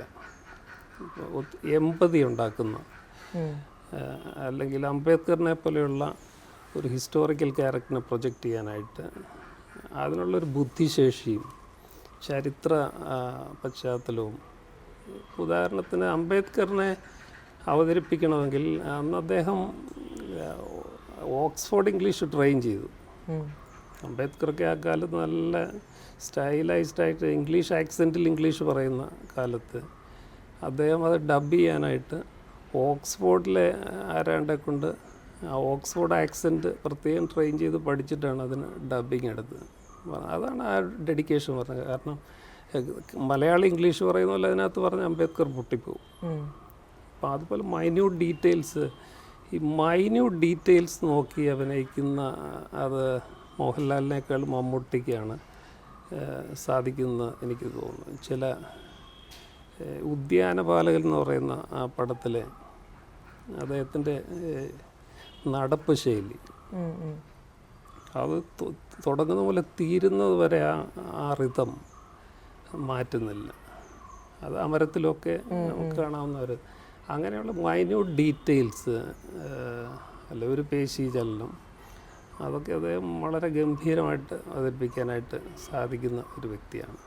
ഈ സബാൾട്ടൺ ക്യാരക്ടേഴ്സിൻ്റെ പൊന്തന്മാട അല്ല സൂര്യമാനസത്തിലെ അംബേദ്കർ ഒരു ദളിതായിരുന്നല്ലോ പറഞ്ഞൊരു. അതേസമയം എനിക്ക് തോന്നുന്നത് നമ്മൾ അതിന് ഓപ്പോസിറ്റ് പറയുന്ന ഒരു സംഘരാഷ്ട്രീയത്തിൻ്റെ ആവേശം കൊണ്ടുവരാൻ പറ്റുന്ന കഥാപാത്രങ്ങളെയൊക്കെ അവതരിപ്പിക്കാൻ മോഹൻലാലാണ് കൂടുതൽ കഴിയും. ഒരു കാലത്ത് അദ്ദേഹത്തെ പ്രശസ്തനാക്കിയ ആ രഞ്ജി പണിക്കരുടെയും മറ്റേ ഈ രാവണപ്രഭുവും പിന്നെ ദേവാസുരം അങ്ങനെയുള്ള ഇതിലകത്തൊക്കെ ആ ഒരു ഇമേജ് അദ്ദേഹത്തിന് പെട്ടെന്ന് അദ്ദേഹത്തിന് യോജിച്ചാന്ന് തോന്നുന്നു. എനിക്ക് തോന്നുന്നു ഒരു പക്ഷേ നമ്മൾ പറയുന്ന ഈ ജാതി പൊളിറ്റിക്സും ഒക്കെ ഈ ഫാൻ ക്ലബിനെയൊക്കെ സ്വാധീനിക്കുന്നുണ്ടാവും. ആർക്കാണ് കൂടുതൽ ഫാൻസ് എന്നുള്ളത് പോലും ഈ ഒരു ചോദ്യവുമായിട്ട് ബന്ധപ്പെട്ടതാണ്. ഈ രണ്ടുപേരുടെയും ജാതിയും മതവും ഒക്കെ കേരളത്തിൽ അവരുടെ ഫാൻ ക്ലബ്ബുകളുടെ ഇൻറ്റൻസിറ്റിയെ സ്വാധീനിക്കുന്നുണ്ടെന്ന് തന്നെയാണ് ഞാൻ വിചാരിക്കുന്നത്. അപ്പോൾ സിനിമയെപ്പോലും രാഷ്ട്രീയത്തിൽ നിന്ന് മാറ്റി നിർത്താനൊക്കെ നമ്മളാരെ ഒരു നടനെ സ്നേഹിക്കാതിരിക്കുന്നതിനകത്ത് പോലും രാഷ്ട്രീയം ഉണ്ടെന്ന് ചിന്തിക്കുന്ന ആളാണ് ഞാൻ. ആ അർത്ഥത്തിൽ എനിക്ക് തോന്നുന്നു മമ്മൂട്ടി ഒത്തിരി അദ്ദേഹത്തിൻ്റെ ജാതി മത ബാക്ക്ഗ്രൗണ്ട് അദ്ദേഹത്തെ ഒത്തിരി ഒറ്റപ്പെടുത്താനും അദ്ദേഹത്തെ ഡീഗ്രേഡ് ചെയ്യാനും ഒക്കെ കേരള സമൂഹം ഉപയോഗിച്ചിട്ടുണ്ടെന്ന് വിശ്വസിക്കുന്നതാണ്. ആരും അത് തുറന്നു പറയത്തില്ല. ഒരു പക്ഷേ ഞാൻ ഉടനീളം ചർച്ച ചെയ്ത ജാതി വ്യവസ്ഥ, ജാതി വിവേചനം ഏറ്റവും കൂടുതൽ വ്യാപരിക്കുന്ന കേരളത്തിലെ മേഖല സിനിമയാണെന്ന് ഞാൻ ഉറച്ചു വിശ്വസിക്കും. തുറന്നു പറഞ്ഞ തിലകനുണ്ട്, പക്ഷെ അദ്ദേഹത്തെ നമ്മൾ ആരാക്കി. പക്ഷെ അദ്ദേഹമാണ് സത്യം പറഞ്ഞത്. അത് ഇന്നും ഒരു സത്യം തന്നെയാണ്. നെടുമുടി വേണു നിഷേധിച്ചാലും വേറെ ആര് നിഷേധിച്ചാലും ജാതിയുടെ അടിസ്ഥാനത്തിൽ വലിയ വിവേചനം കേരള സിനിമയിൽ ഉണ്ടെന്ന് ഞാൻ ഉറച്ചു വിശ്വസിക്കും. എല്ലായിടത്തും ഉള്ളതുപോലെ, പക്ഷെ ഒരു പക്ഷേ അല്പം കൂടുതൽ സിനിമയിലാണ്. ഇപ്പോൾ വിവിധ വിഷയങ്ങളെക്കുറിച്ച് രാഷ്ട്രീയം തൊട്ട് സ്പോർട്സ് തൊട്ട് സിനിമ തൊട്ട് അങ്ങനെ വിവിധ വിഷയങ്ങളിലെ നിലപാടുകൾ, അതിൻ്റെ ഇപ്പം നടക്കുന്ന പല സംഭവങ്ങളുടെയും പിന്നിലുള്ള യഥാർത്ഥ കാരണങ്ങൾ, ഇതിനെക്കുറിച്ചൊക്കെ വളരെ വിശദമായിട്ട് ഇത്രയും സമയം ഞങ്ങളോട് സംസാരിച്ചതിന്, ഡൂൾ ടോക്കിൽ വന്നതിന് ഒരുപാട് നന്ദി. സന്തോഷം. വസ്തുതാപരമായ മാധ്യമ പ്രവർത്തനത്തിലാണ് ഡൂൾ ന്യൂസ് വിശ്വസിക്കുന്നത്. ഈ ഉദ്യമം ഇതുപോലെ തുടരാൻ, കൂടുതൽ മികവുറ്റതാക്കാൻ ഞങ്ങൾ നിങ്ങളുടെ പിന്തുണ ആവശ്യപ്പെടുകയാണ്. ഡൂൾ ന്യൂസ് വെബ്സൈറ്റിലുള്ള സപ്പോർട്ട് ഡൂൾ ന്യൂസ് ബട്ടണിലൂടെ 5 വ്യത്യസ്ത സ്കീം വഴി നിങ്ങൾക്ക് ഞങ്ങളെ സാമ്പത്തികമായി സഹായിക്കാൻ സാധിക്കും. നിങ്ങൾ നൽകുന്ന ചെറുതും വലുതുമായ തുകകൾ ഡൂൾ ന്യൂസിന്റെ ഭാവിയെ മാത്രമല്ല, ഈ ജനാധിപത്യ സമൂഹത്തിന്റെ മുന്നോട്ടു പോക്കിനെ കൂടി ശക്തിപ്പെടുത്തുമെന്ന് ഞങ്ങൾ വിശ്വസിക്കുന്നു.